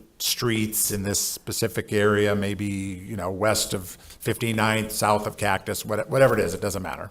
And the first thing she'll do is she'll go to a database that shows our CIP projects, say, what do we have scheduled with our CIP projects? Any water, sewer, storm sewer, or paving work? Then she'll look for conflicts. Then the next thing she'll do is she'll go to another database, and she will open that up, and she'll look for our pavement management program. You're all getting emails from our marketing company that does outreach, either MacPro or those types of people, that tells you the work that's happening, slurries and different things in your districts, and she'll look at that for either something that's just recently been done that we don't want tore up, or something that we know is happening in the next 3 months. And then she will then look for conflicts, and then she will go to the active permits and see, well, Wired has 7 permits and Crown Castle has 14 permits, and she'll try to look for conflicts there, and she'll plot all of this, and she'll look for conflicts, and at that point, that's where we will then put conditions on the permit that we issue, that we're not allowing it for a period of 6 months or 3 months or whatever it is. There was a recent win that we had in your district, Vice Mayor, where Cox wanted to do a whole bunch of equipment change out. And we said, look, we've got a pavement management program starting in April. If you can beat that, go for it. If you can't, you're not going this year. And so we work with them to do that. And then as John mentioned, probably one of the bottlenecks in the system is traffic control. We can't have dry utility vendors working on the same street at the same time doing multiple separate and not integrated traffic control. And it's very difficult to integrate traffic control at that level. So those are the things that we do. That's how we do it. It takes time. And that's why we're looking, because of all of the additional sheets that we're doing, just to supplemental staff to help Jamie out to do those reviews. Thank you. Go ahead. Mayor, Council, I wanted to speak for our Manistee Ranch development residents. I've received a call from Sandy, who talked about her experience with the wired gentleman that was working, and she explained that he was very rude, and that when asked what was going on, he refused to answer her. So that's just her hearsay. But I want to ask, what are ways besides calling you all that our residents can ask information? Do we have a hotline? Do they just call you? Do they go into Glendale 1? Can you talk to me a little bit more about the process that our citizens can get more information? Okay. Thank you, Mayor and Councilmember Conscious. First off, I mean, probably the best way to get information on that is to call the actual provider itself. And that's why they're supposed to send out the mailers and the door hangers. Obviously, though, like I mentioned before, a lot of people either don't notice those or for whatever reason don't feel like they have that information. They do have a website that they can access. If you go onto Wired, they have a very nice customer service line. I won't go into my personal experience, but I've been through a Wired installation in my neighborhood, and I didn't let them know that I was who I was. I just wanted to see what happened. My wife didn't like them at all. But she did make some calls, and they were incredibly responsive. I was actually very, very impressed with how they responded to the calls. So they're there for that. They can call us. I get calls several times a week from people. It would be nice if I didn't, but I understand that that's my job, and I understand that why people are upset. I don't mind taking the time to explain that to them. Glendale ones, we've gotten a few related to that, and that works as well. But honestly, probably the first line of defense is talking to Wired or Metronet. In both cases, you have contractors that work for those companies that are out doing the installation, and that's probably who the lady talked to. They're not Wired or Metronet employees, they're contractors. Wired and Metronet have their own inspectors on the jobs as well. And they've been very responsive. We have meetings every 2 weeks with Wired right now, kind of a follow-up to see how things are going. And we're probably going to ramp that down to about once a month now, because we've kind of gotten to know each other, whereas we're ramping them up with Metronet because they're newer. Any new telecom that comes in, we do that. And we meet with the inspectors. Their inspectors, our inspectors, myself, Jamie, usually are on those meetings along with traffic control. Just to kind of talk about the problems.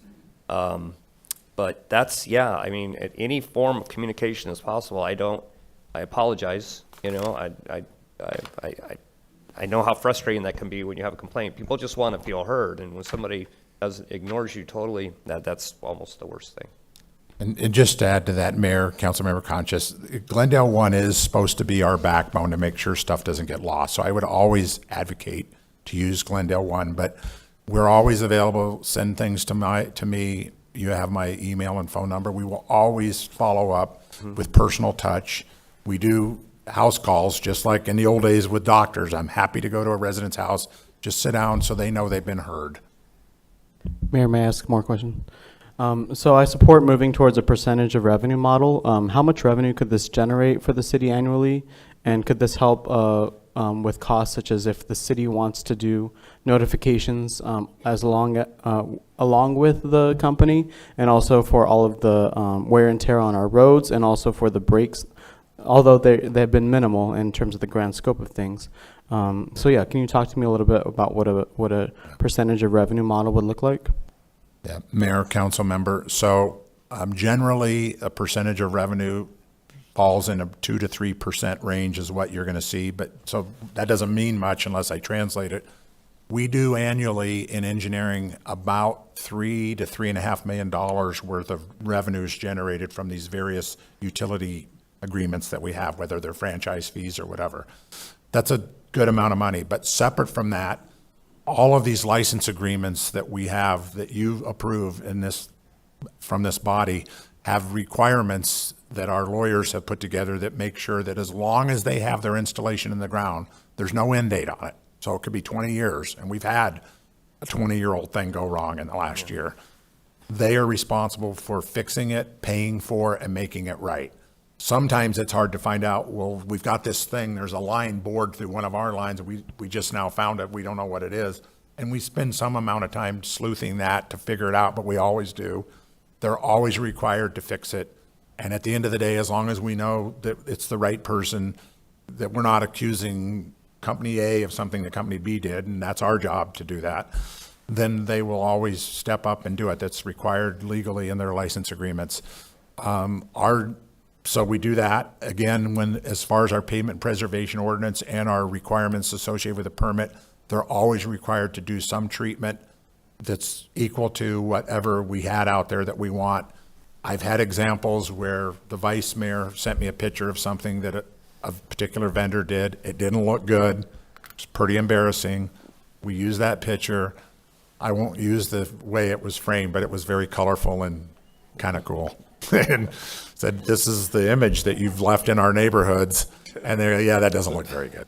So they came back and fixed it. They'll always get it right. But, you know, to go back to your very opening remark, which is disheartening, nobody should be treated disrespectfully. And sometimes that can happen where you have a third-party vendor who's out there just trying to do their job and they don't really want to, you know, that's not their thing, public relations. So if you hear those things, share them with us. We will definitely follow up and we'll be able to track it down. It's very easy. We have these permits. We know exactly who's working where. Mayor, last question. So I'm looking at the map on page 11, and I also heard the permit and the way that we do permits is very complicated. But one of the things I have a question about is in terms of addressing the digital divide, I see a kind of a blank spot in the 85301 area code, and we know that that is high for evictions, that's high for actually low medium income, et cetera. So, and then Manistee Ranch is one of the few in my district that is actually getting wired right now. And that's the highest income community in my district. So will we have digital divide? Will this be over the next 7 years also going into 85301, or is that going to be a digital divide desert? So I'm going to let John give you a more detailed response, but the big response is this is all market driven. We don't have the ability to direct them to work in a specific neighborhood. We do recognize the digital divide and digital equity issue. And so it's something that we talk about and recognize, and we never want to put roadblocks up to anybody that wants to do work in those areas. And I have to tell you, as this becomes more saturated, those markets will continue to expand. They just will. John might be able to add a little more to that. As Don emphasized, we're barred legally from basically telling anybody where they can and cannot construct as long as they have a license. So it is definitely market driven. I can speak from experience. I live in Surprise. Surprise was the first market that Wired really got big into. And a lot of it has to do with logistics onto where their backbone is installed, and then they branch off of the backbone on that.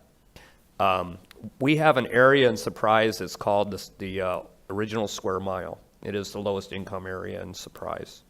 They received service last year They weren't the first area to receive service. They weren't the last area to receive service either. It was just as they branched out. I don't think, to be honest, if I'm a business person, most people are paying for some sort of internet. And this is actually cheaper than it is for Cox or some of the other ones. I think there's an incentive for them to be there. But I anticipate everywhere will have service within 24 months, I think. And also, Mayor and Council Member, I know that there are vendors that have digital equity programs to ensure that people have access. So I know Ryan Lee could talk to that a little bit more because he talks to those partners a lot.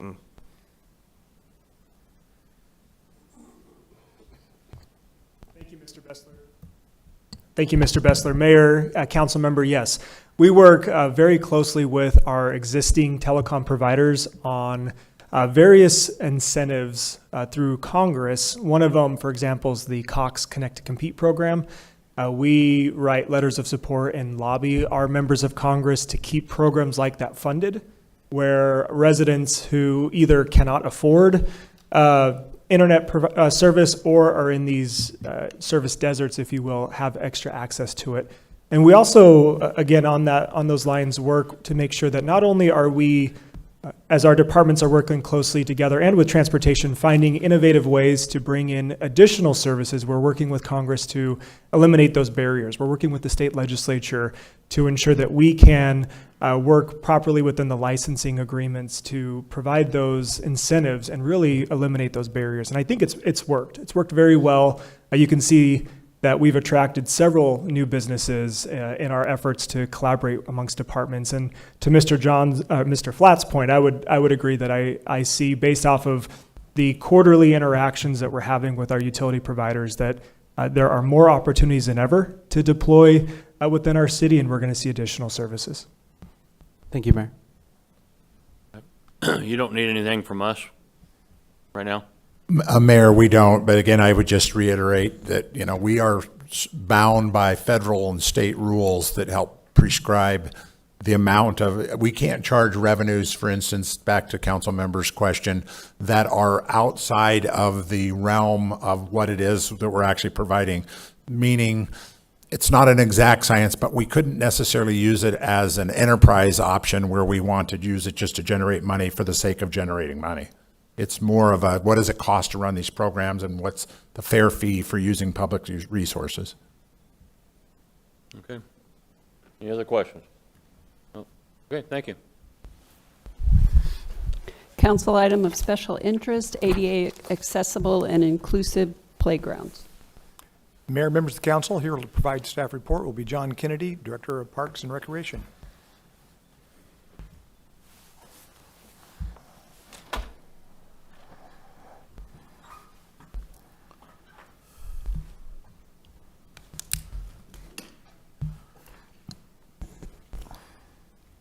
Thank you, Mr. Phelps. Good afternoon, Mayor and Council.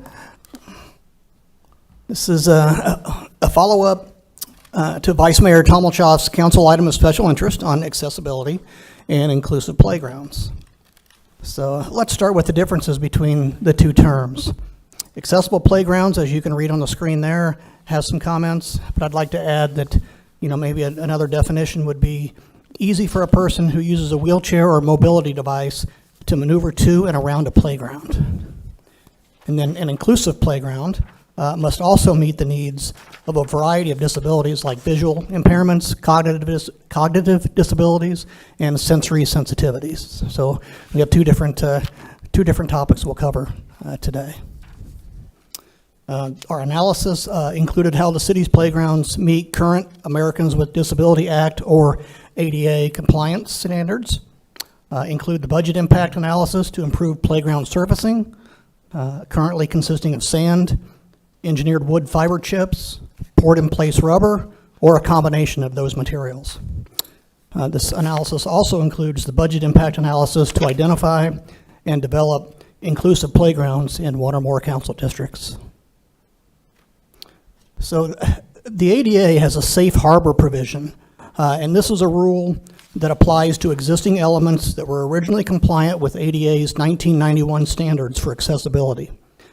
If these elements undergo significant renovations or alterations, they must then be brought up to the current ADA standards. So this basically means that the older elements are allowed to stay as they are until they are part of a remodel or a new construction project. So in our inventory, we have 59 parks with 103 playground structures. So we define a playground structure, or most of our playground footprints contain two structures, typically one for ages 2 to 5 and another for ages 5 to 12. So we count them separately. So if you go to a playground and there's both the tot lot, another term for the ages 2 to 5, plus a structure for 5 to 12, we would count that as two playgrounds. So now let's talk about, it's actually 41 playgrounds structures in 25 parks have been replaced since fiscal year 2022. And all of these were designed to meet the latest ADA compliance standards. The remaining 62 playground structures are planned for or will be planned for within the capital improvement plan. So if we move on to playground surfacing, this is what probably the biggest impact as to accessibility has to do with the surfacing used around the playgrounds. So sand currently does not meet the current ADA standards. We have engineered wood fiber or wood chips, also referred to as EWF. It does meet current standards. However, it requires regular maintenance to be kept within compliance. And then we have poured-in-place rubber, or PIP. This meets current ADA compliance. It's the most expensive option up front in a capital outlay. However, it requires less maintenance in the long run. So now there can be some pictures. Here's an example of a sand-based playground. As you notice, as I mentioned before, it does not meet the current ADA standards, but does qualify for the safe harbor provision within ADA. I use the term in quotes, grandfathered in, as just another way to refer to really the safe harbor provision. There's really technically the word grandfathered in is not in ADA, but it's covered within the safe harbor provision. Mayor, I have a question here. Go ahead. On going back to page 6, where it says that it's more expensive up front, requires less maintenance on the PIP rubber. Do we have numbers? Mayor, council member, yes, a little bit later in the presentation, we'll talk about the costs to replace sand with both. All right, thank you. Okay, here's a photo example of a playground with engineered wood fiber, or EWF surfacing. Again, this meets current ADA standards, but as occurs, when kids use the playground, and depending on the type of usage, the wood chips can be pushed around and moved around, and so they fall out of compliance, requiring regular maintenance to rake them back to provide the right level of fiber in certain areas to be up to standards. Yeah, I've got a question for you.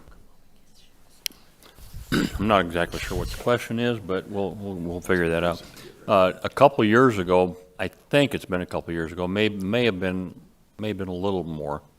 I was driving by the big dog park there on Northern, just east of Grand Avenue, and I seen smoke coming from, literally, it almost looks like that facility right there. I don't know if that's it or not. Seen smoke coming from it, and I thought, well, that's really weird. I mean, I'm thinking maybe the playground equipment's on fire. And I got there, and there was a homeless gentleman laying about 7 or 8 feet away from it, laying down, just kind of had his hands up like this, and he's just watching the smoke. And so I went ahead and called the fire department and stayed there to, for them to get there. When I was talking with the fire department, they told me that that's becoming a regular problem. And I'd never heard of that before. How do we deal with that? Because if you're trying to do everything you can to just keep and match current standards, and then you got people out there just lighting it on fire, besides the fact that it puts it out of commission for people to use, potentially could catch some of this plastic stuff on fire. Playground equipment's not real cheap. Is that something that you guys are trying to figure out how to deal with? Has it become a big enough problem where it is a big problem, or kind of where are we at on that? Mayor, so excellent question. You know, it has not become a problem that's been a regular occurrence. Has it happened on a one-off here or there? Certainly believe so, but it has not been what we would understand as a regular occurrence. We do have our park maintenance staff on site, you know, as part of their daily routines is to inspect and make sure that the proper usage of playgrounds occur, but of course, they're only there, you know, a small window of time, you know, throughout a day. So then we also have our park rangers that do similar routes, you know, in the evening time. So we certainly have our eyes on the playgrounds at times, but it's certainly not, you know, of course, being monitored on a 24/7 basis. Yeah, but it has not been a major problem thus far, what you're Mayor, telling me. that is correct. Okay. All right. And finally, here's a photograph of a poured-in-place rubber surfacing under a playground, just as an example. Again, meets current ADA standards. It is more expensive up front, but you have the less regular maintenance. You don't have to rake it back in place like you do with the sand and the engineered wood fiber. You know, and it gives usually a soft, cushiony type feel for the user, but it is the most accessible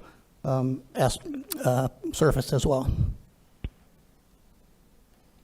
So here we currently have 4 playgrounds that are all poured in place rubber. We have 55 that are engineered wood fiber only.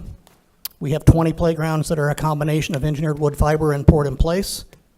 And then we have 22 that have some type of sand. 11 are all sand, 10 that are sand and poured in place combination, and 1 that's a combination of sand and engineered wood fiber.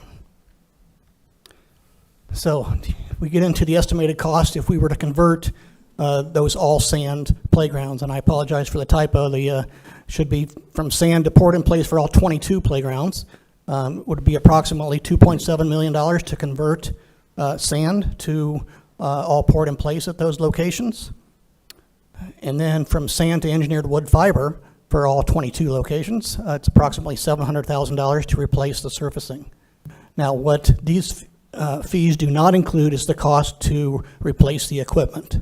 So as I mentioned before, when I talked about the safe harbor provision, if we were to go in to these playgrounds and convert the playground surfacing, well, that would be considered a renovation, and we would have to bring the playground equipment up to standards as well.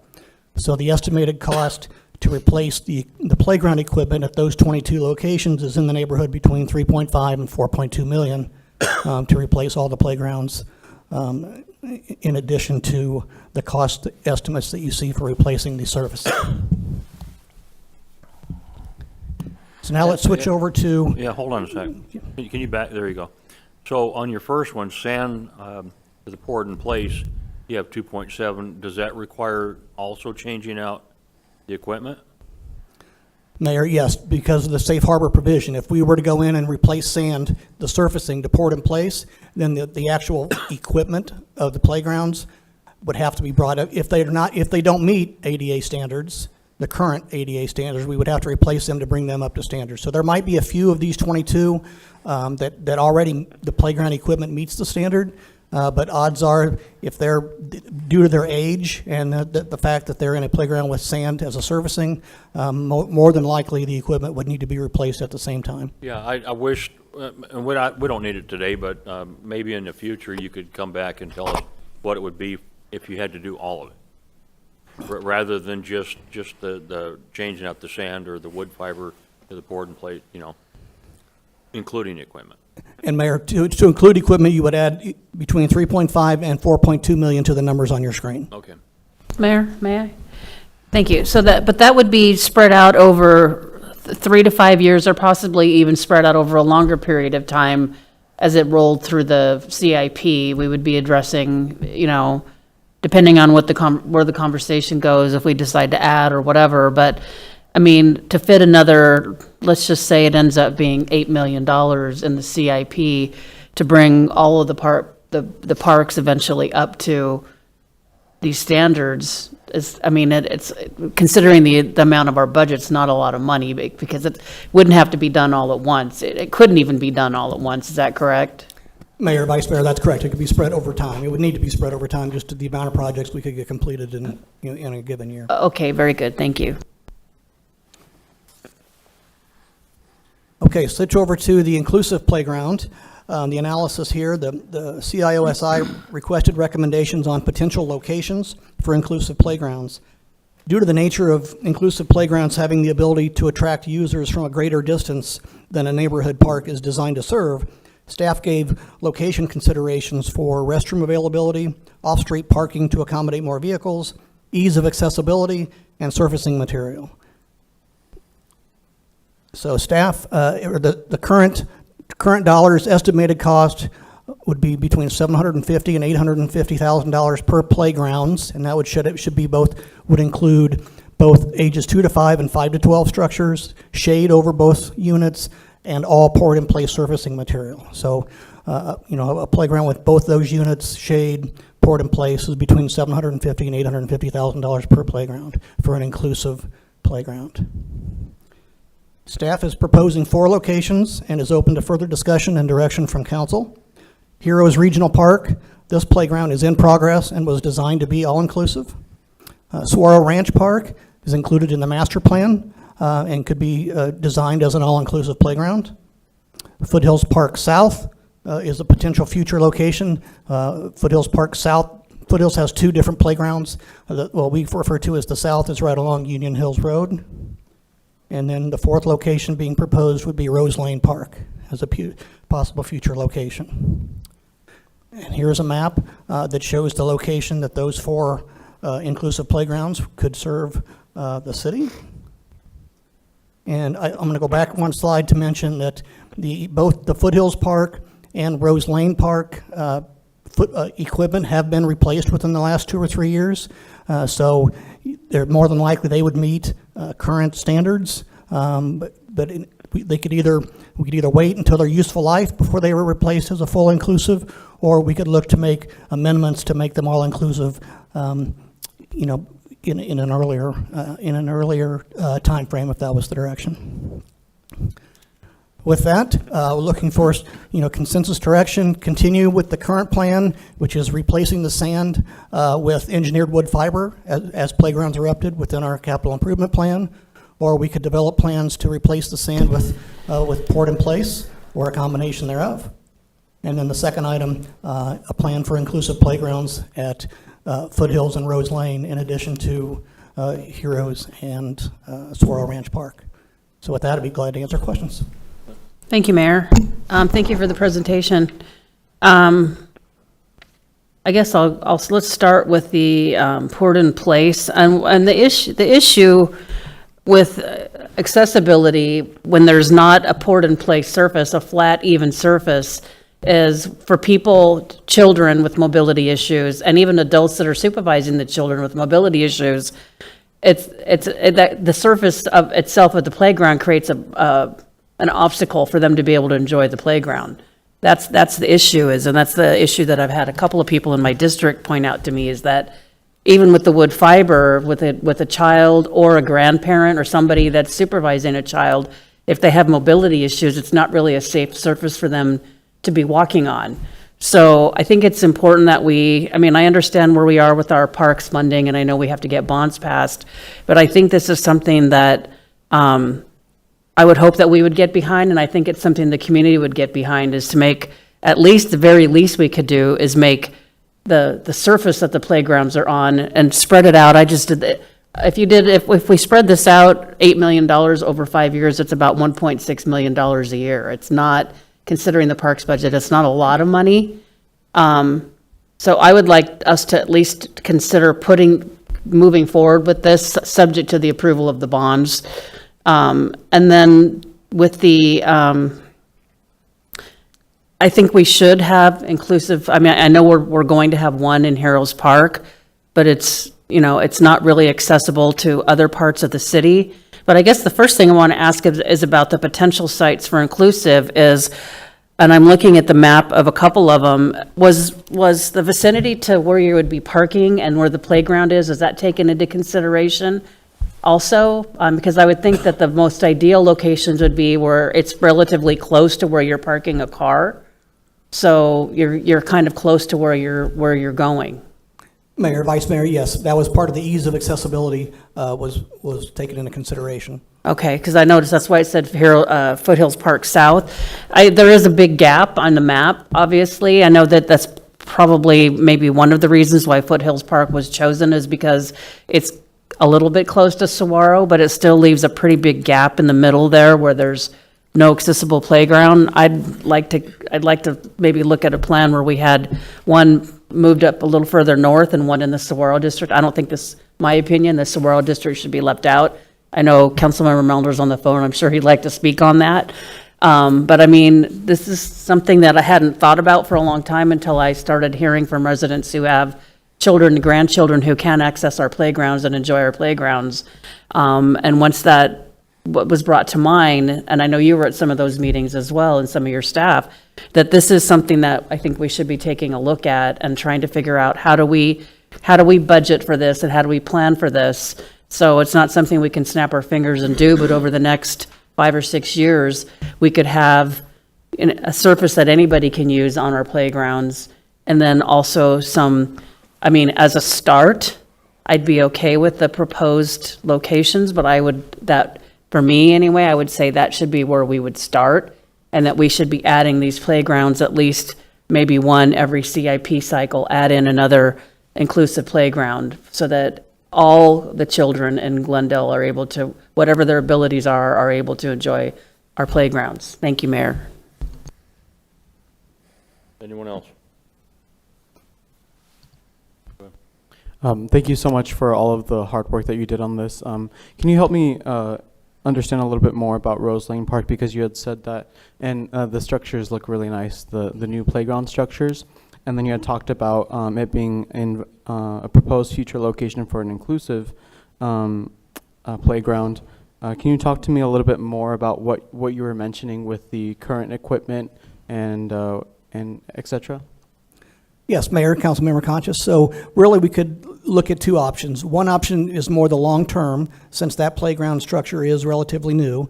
Its useful life could be another 12 to 15 years. So you could wait out the life of the playground equipment, and when it's due to replace, then you could go into it with an all-inclusive mindset and design it in that manner.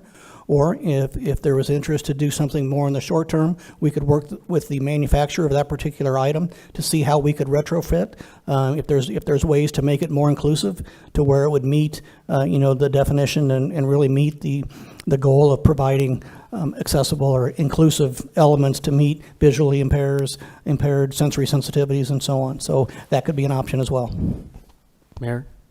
And thank you very much. It sounds like getting an estimate on retrofitting would be good, because if we already invested in the playground equipment for 12 to 15 years, that's great.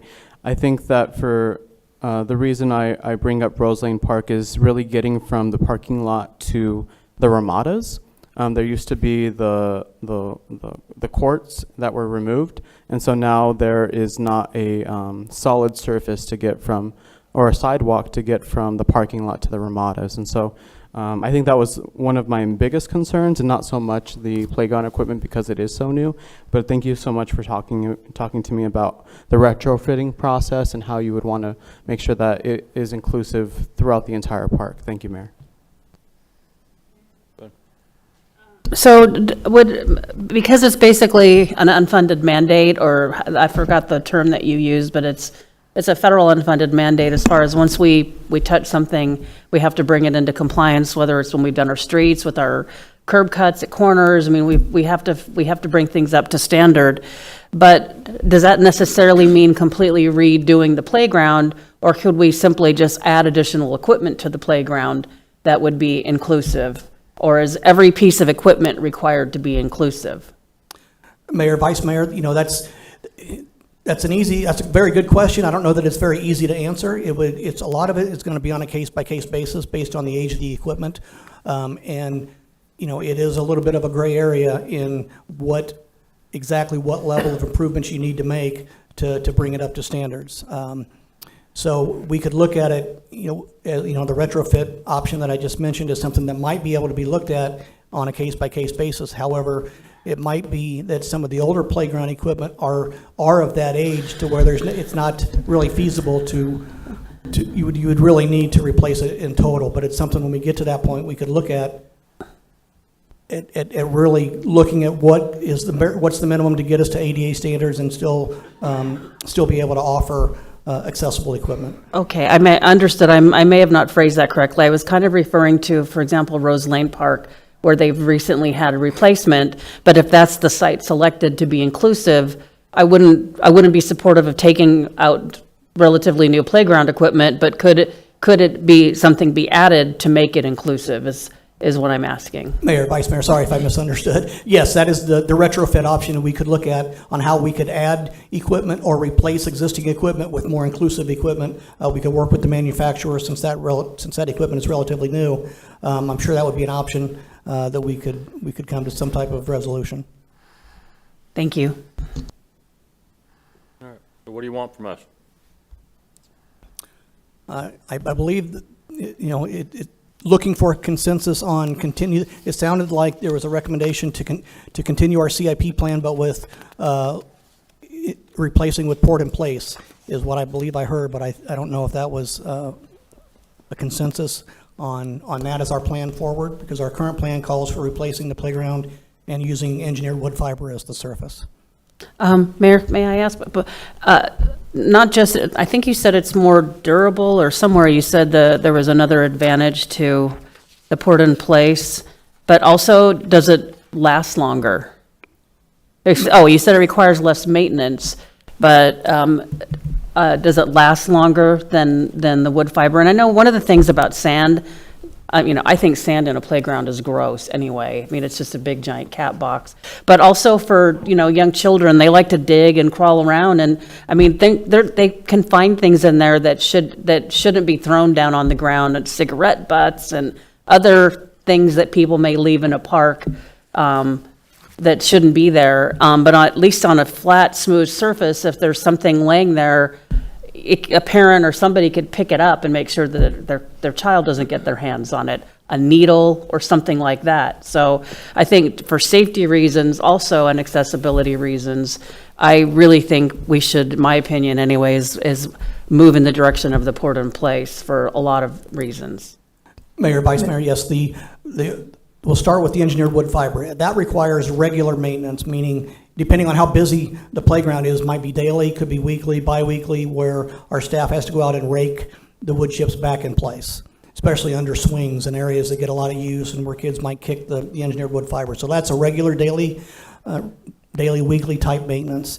Then there's also, eventually that gets taken away, and you might have to add engineered wood fiber on a regular, every couple of years. So that's the ongoing regular maintenance required with engineered wood fiber.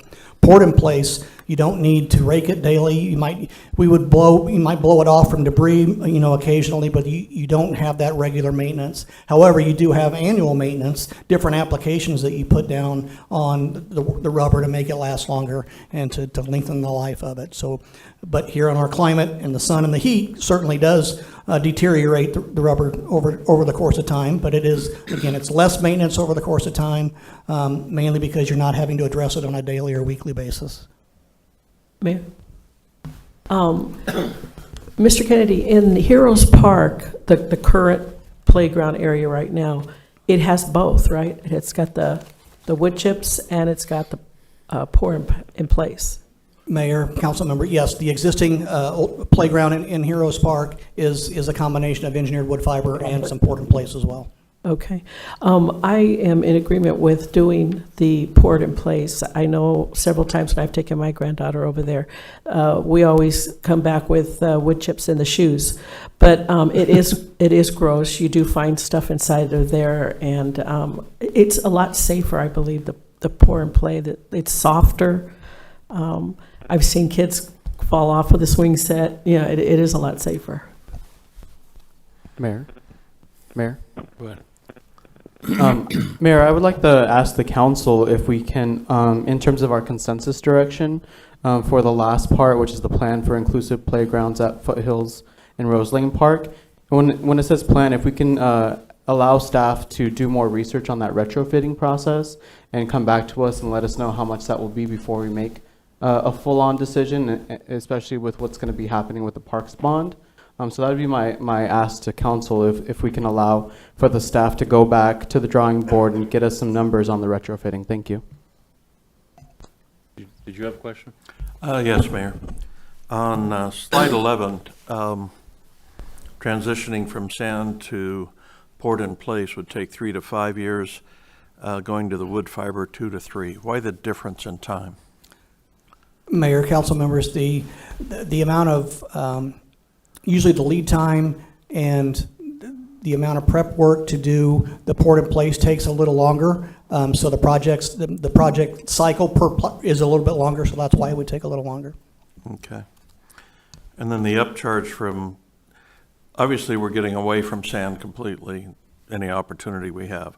The upcharge going from the wood fiber up to the poured in place, it's a $2 million upcharge spread over 3 to 5 years. I think we should go with that myself, the poured in place. Mayor, it's me, Vicki. Go ahead. If I could. I think that, again, if we kind of get consensus that this is the direction that council wants to go in, what we would then do is bring these forward during the CIP planning each year. So as far as retrofitting and those kinds of things go, we would be doing that research and then bringing those back, and you'd see them as future capital projects. So if that's, again, kind of the direction you want us to go, then the next steps would be you'll see them being added to the CIP as projects, and if they involve retrofitting or whatever, you'd see them and see those costs at that time. So I just wanted to kind of clarify, at least from the staff's perspective, I think what we're looking for you from the council today is, do you want us to go in this direction? And then all of that research and all of the costs will get incorporated as your into your future CIP plans. Mayor, I have a question.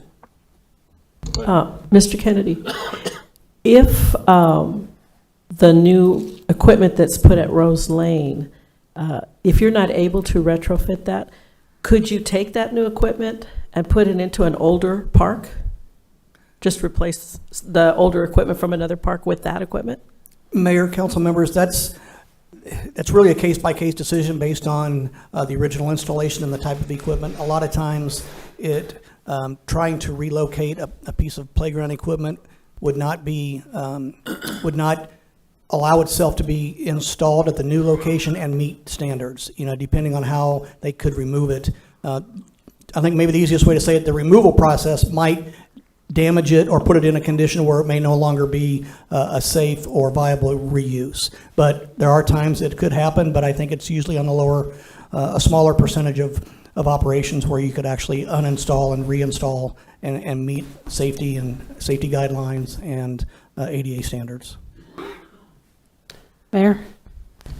Thank you, Mayor. So I guess this is probably for Ms. Rios. If there's a consensus to move in this direction, obviously, we are where we are with the parks funding, but would this be something that we would also be letting people know, is this would be something that we would be, a direction we would be moving in with parks funding should the bonds, we decide to move ahead with the bond election, because people want to know, like, okay, well, what are you going to do with the money? But this would be one thing where we would, be providing equity for residents in our parks. That's something that we really haven't been thinking about or doing until now, but that we would be providing equity in our parks so that all children are able to access the playgrounds and use the equipment, at least we're going to start with 4 parks probably, but that's the direction we're going to be moving in, is providing inclusive and adaptive equipment and a surface that anybody with mobility issues would be able to navigate. Mayor, members of the council, yes, I agree. I think that would be part of something that would be attractive to the residents as part of a bond campaign. Thank you. Okay, so do we have a consensus? Move forward as Yes. presented? Yes. Yes. Yes. Okay, thank you. Thank you.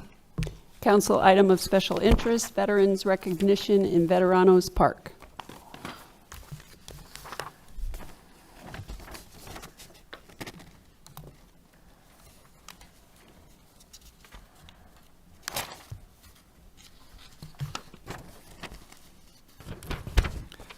Mayor, council members, I'd like to introduce Michael Keene, our Assistant Director, and Mr. Keene will walk us through this presentation. Thank you, Mr. Kennedy. Mayor and Council, This CIOSI was brought at October 22nd's council workshop by Councilmember Baldonado, requesting the council to consider various veteran recognition efforts to be added to Veteranos Park. Just so everybody is aware of where Veteranos Park is located on the corner of North 54th Avenue and Ocotillo Road, directly across from the Glendale Community Center. Here's a picture of the park. You can see a few of the amenities, which we'll discuss in a second, but that's just kind of an overall picture of what Veteranos Park looks like. Veteranos Park is formerly El Barrio Park. It was just renamed this past year. It is a 0.2 acre park with 2 park benches, a ramada, a picnic table, exercise station, and a large shade tree. Some of the requested changes at the park for some veterans recognition, acceptance, and installation of 3 donated flagpoles, the installation of a military-themed mural along the 2 walls that you saw, and then other items would be the removal of the park ramada structure and the removal of the exercise station. A requested event to recognize, we talked about some potential activities, would be a day of celebration, unveiling of the Heart of Glendale Park plaque that would be located at the park, the unveiling of any approved city council changes to the park, and the new Veteranos Park signage. Some of the public outreach that was done, we conducted a survey between February 14th and 28th of 2025. We held a community meeting on Saturday, February 22nd, and then we brought this item to the Parks and Recreation Advisory Commission on March 10th to get their recommendation. In the survey, we had a total of 44 respondents, 36 of which were from the Ocotillo district.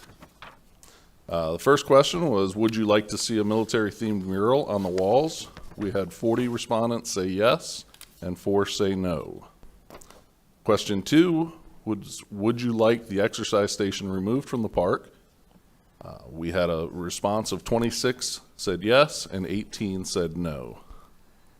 Question 3 was, would you like a ramada and picnic table removed from the park? 11 were yes, and 30 were no. And question 4 was, would you like the installation of the 3 flagpoles in the park? We had a respondents of 31 said yes, and 5 said no. And the 3 flags that would be installed there would be the American flag, the Arizona flag, and the POW flag. Just kind of a little bit of an update on the mural. After the public outreach meeting was held, the Veterans Group did reach out to Councilmember Baldonegro requesting the mural project be on hold. I'm not sure at this time if Councilmember Baldonegro would like to speak to that. Yeah, thank you. So this particular project's been going on, when it was brought to my attention last, roughly September, October, I believe. That's when I found out this project's been going on for like about 9 years. And the citizens and the veterans have all been doing it all themselves. And they've been running into problems where, for this conversation, I'll say, you call that person, and I'll call that person, and you call that person. And there was so much mixed communication, what was happening, that they contacted me and they said, hey, can you come help us? And I when I got there and realized everything was happening, I was like, I think one of the biggest problems is you guys have too many people calling too many different people, and we need to kind of organize it a little bit better. So with their help, we've been working hand in hand with them and getting everything a little more streamlined and kind of understanding, because unfortunately, I believe they just thought, well, we're getting the stuff donated, we can just do whatever we want. And like, well, no, it's not that simple. So this thing's been going on for, I'm going to say, 10 years. When they added, or when they talked about adding a mural, I said, well, I'm letting you know this is going to add time and money to this whole project. You have to get renderings done. Have to get approved by a committee, and then it has to get sent to the council, and they have to find the funding and stuff on that. I go, and one of the things that's been brought up every single time is I have no problem calling him my friend now. Matt Madrid, he's a Vietnam veteran. I knew his sons, grew up with his sons, and he said, there's a lot of veterans that are dying since we started this project, and we need to get this done. And I said, Matt, I understand. I'm 100% behind you on this, but if we add that mural, it's going to add a lot of time. We can just press pause on the mural and work on it separately so that we can get the flagpoles, the other things that are already, we have everything we need to do this. We just need to kind of fine tune the timing of it. But that mural is just going to be, if we can just press pause on it, but we can work on it separately to add it later, because that's going to take time. And he said that's a great idea. And it was actually Matt's idea to press pause on it, on the mural for now, as far as part of this project. But that's where that is on that, as far as pressing pause. They still want it. They still want to look into it to get it done correctly. But they said, you know what, this is going to add a lot more time. Can we just wait on that one? I said, absolutely we can. So that's why I asked to have it be removed. When the item was brought to our Parks and Recreation Commission, they did vote unanimously to recommend to the City Council the items as voted on by the community. So as just a recap of those items, that would be the military-themed mural painted on the walls, removal of the exercise station, do not remove the Ramada, and then install the 3 flagpoles. So we're looking, staff is seeking direction and consensus on this CIOSI. Mayor? Yeah, hold on. So Councilmember Valdenegro, I completely get what you're saying, but I would like to offer, maybe we ask for consensus with all of it, and then the mosaic, or whatever you want to call it, just be put in another phase. I'd rather get the approval now if everybody's good for that, so we can keep moving and not hold up the project itself. Just do that in the second phase.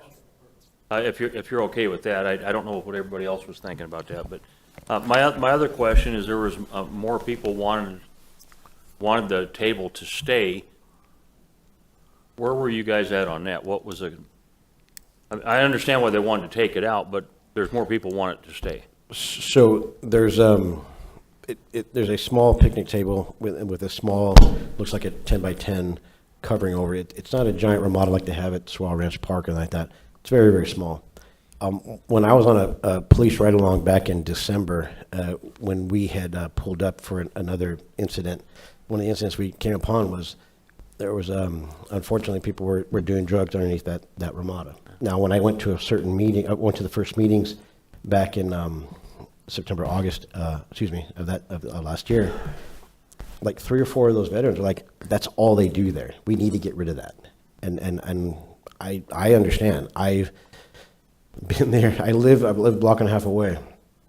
I've seen plenty of people. I have no problem saying, yeah, I've seen kids play Frisbee back in there in the grass. I've seen people just kind of riding a bicycle. They'll just stop to kind of take a break. I've never seen anybody grilling there. I've never seen anybody cooking food there.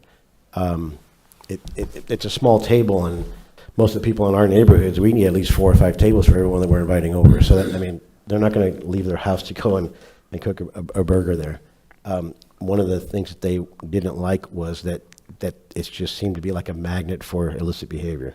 So that's why they wanted to get rid of that Ramada and that table in that spot. That's the first thing that came up, and several other veterans that were at that meeting agreed immediately. That's the reason why.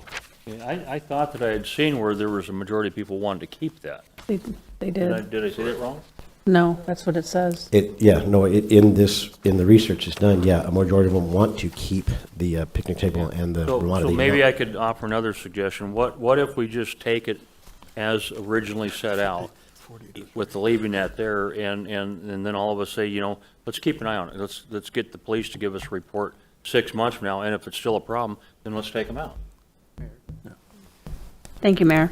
My question is about the flags. How many, first of all, somebody's going to have to maintain this. There's going to have to be a light on the, there's protocol. You can't just put an American flag up without following all of the flag protocol rules. So who's going to manage that? Because it does become something that has to be managed. They have to be replaced. There has to be a light on it. They have to be, the flag has to be taken down to have staff during different times. So who's going to manage that, and how many other of our parks have flags in them that I would think park staff or somebody has to manage that? Yes, so we would do a solar downlight, very similar to what's outside of this building. When you walk out later, you can kind of see. So therefore, there's not the concern of any, uplit to the flags themselves at night. We would have to manage the flag protocol when we do go to half staff, and our park staff or the recreation center staff would have to manage that piece of the program. So Mayor, if I could, how many other parks do you have to manage the flags in? We have less than a handful of parks that have flags in them. I know that the flag that was put up at the top of Thunderbird Park, up the H2 trail, there's volunteers that manage that flag. Obviously, you can't just pull your car up and walk to it either. But I mean, I know that in fact, I've recruited some people that are up there that contact me when the flag needs replacing or there's an issue with the flag. And they've become now volunteers to manage the flag.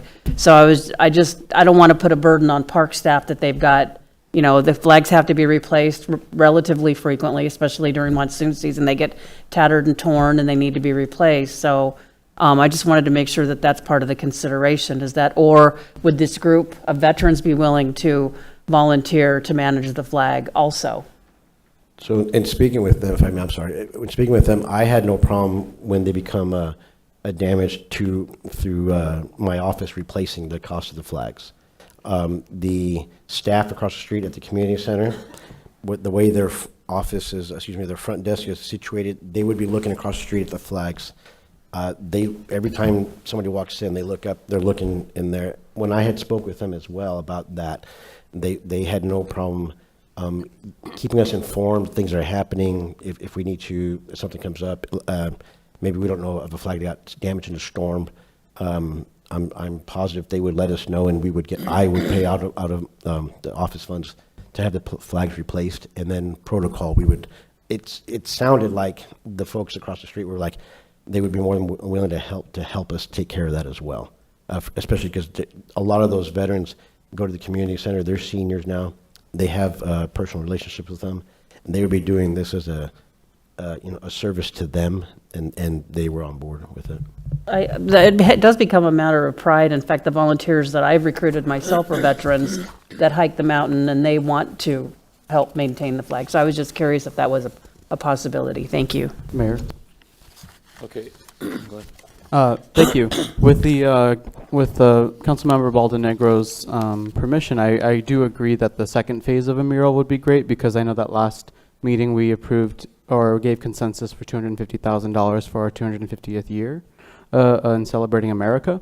And then also we have our Arts Commission that could get involved as well. So it sounds like a really exciting prospect to have this included in our 250th birthday, America's birthday celebration. Thank you. Any other questions? No? Okay, so what do you want from us? Just if we have consensus as listed on the last slide. Yeah, my personal view is I like all of it, everything that we talked about. I'd like to know exactly, certainly, who's going to be responsible to maintain those flags. To me, there's nothing worse than showing up and seeing a ripped up flag that nobody's paying attention to. I don't know if that's something the city manager would want to figure out what department he's going to assign that to, or if we actually have a committee that is private, not city, but private, that would take it over. But then again, if you have those, you got to make sure they're going to be around 10 years from now too. Correct. Ultimately, it would be, if we do install them, ultimately it would be the city's responsibility. Reverts back to us anyway, right? Mayor, That'd be the only thing I'd like to know. Yeah. Thank you, Mayor. One more thing I'd like to add. I know the veterans had asked me if the plaque that was going to be installed, if it could be installed in front of the flag poles, like maybe in front of the middle pole, so there would be kind of like a centerpiece of that part. When they asked if that was possible, I said I would assume so, that the footings and the foundation would be very similar or close to that. That's what I had asked. Excuse me, that's what brought to my attention to ask. Yeah, and you're not going to get an answer on that today, but certainly good. Yes. See a plaque. Where's the plaque? I didn't. Mayor, Vice Mayor, I apologize. Sorry, Mayor, if I could help out. Field operations through facilities ensures that the flag protocol is managed at all locations. We do work with the fire department and then parks department, so we'd make sure that these flags are taken care of appropriately as well. All right, perfect. Okay. Councilman or Vice Mayor had asked about the plaque. That's a separate let me phrase that, not a separate issue. That was another project that was agreed upon years ago that kind of just got, I don't want to say pushed aside, but it wasn't given the attention. Yeah, Mayor, Vice Mayor, council members. Yeah, the Heart of Glendale plaques was the effort brought to you about a year ago from the Development Services Department, where there are 3 plaques located in the Heart of Glendale designation, one being within the formerly known as El Barrio Park, one on the building of Cerratos, I believe, and then one at a church at another location. So that was approved about a year ago, and those plaques had just been delivered to the city within the last few months. So it's the installation of that Heart of Glendale plaque is what's being referred to. Okay, thank you. All right, so let's try to wrap this up. The plaque decision could also take recommendations from our board with parks, correct? I mean, it's something that really maybe they should have a say-so in. Mayor, that is correct. Okay, all right. We have a consensus on this? Yeah, there you go. Thank you. Okay. Mr. Phelps, City Manager report. Yes, Mayor, members of the council, I think I've got my video report ready to go.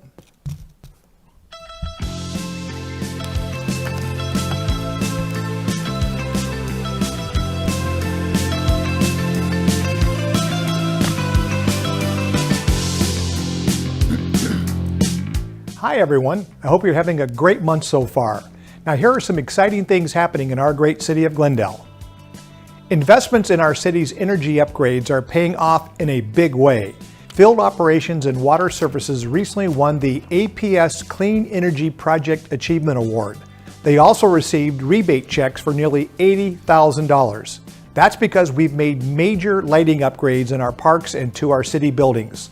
These improvements save enough energy each year to eliminate 25 million pounds of carbon, plant more than 20,000 trees, and save 6 million gallons of water. Football is back in Glendale. The Arizona Rattlers kicked off their 2025 season at Desert Diamond Arena a little over a week ago. Last year was the team's first season in Glendale, and they brought home the national championship. We're thrilled for another season that'll bring more excitement and economic impact to our city. Last month, members of our council and the city's intergovernmental affairs team headed to D.C. for the National League of Cities Conference.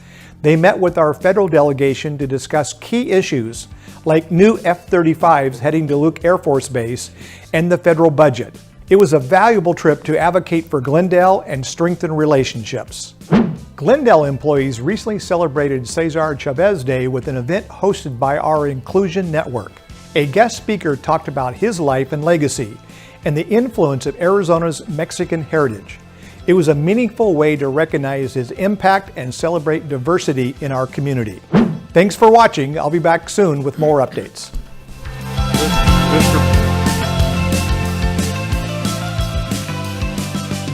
I'll wait for the walk-away music. Mr. Bailey. No report. Okay, council item special interest, Councilmember Baldenegro. No, sir. Nothing? Nothing, sir. Okay, Councilmember Conchas? Not today, sir. Councilmember Guzman? Not today, sir. Councilmember Melner? Nothing today, Mayor. Thank you. Councilmember Turner? Not today, Mayor. Vice Mayor? Nothing today, Mayor. And I have nothing. Oh. How about that? Yeah, go figure. Can I get a motion to go into exec? So moved. Can I get a second? Second.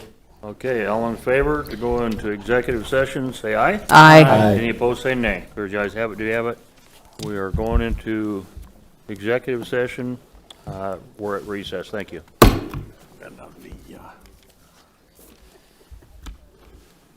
Why did they send me this crap?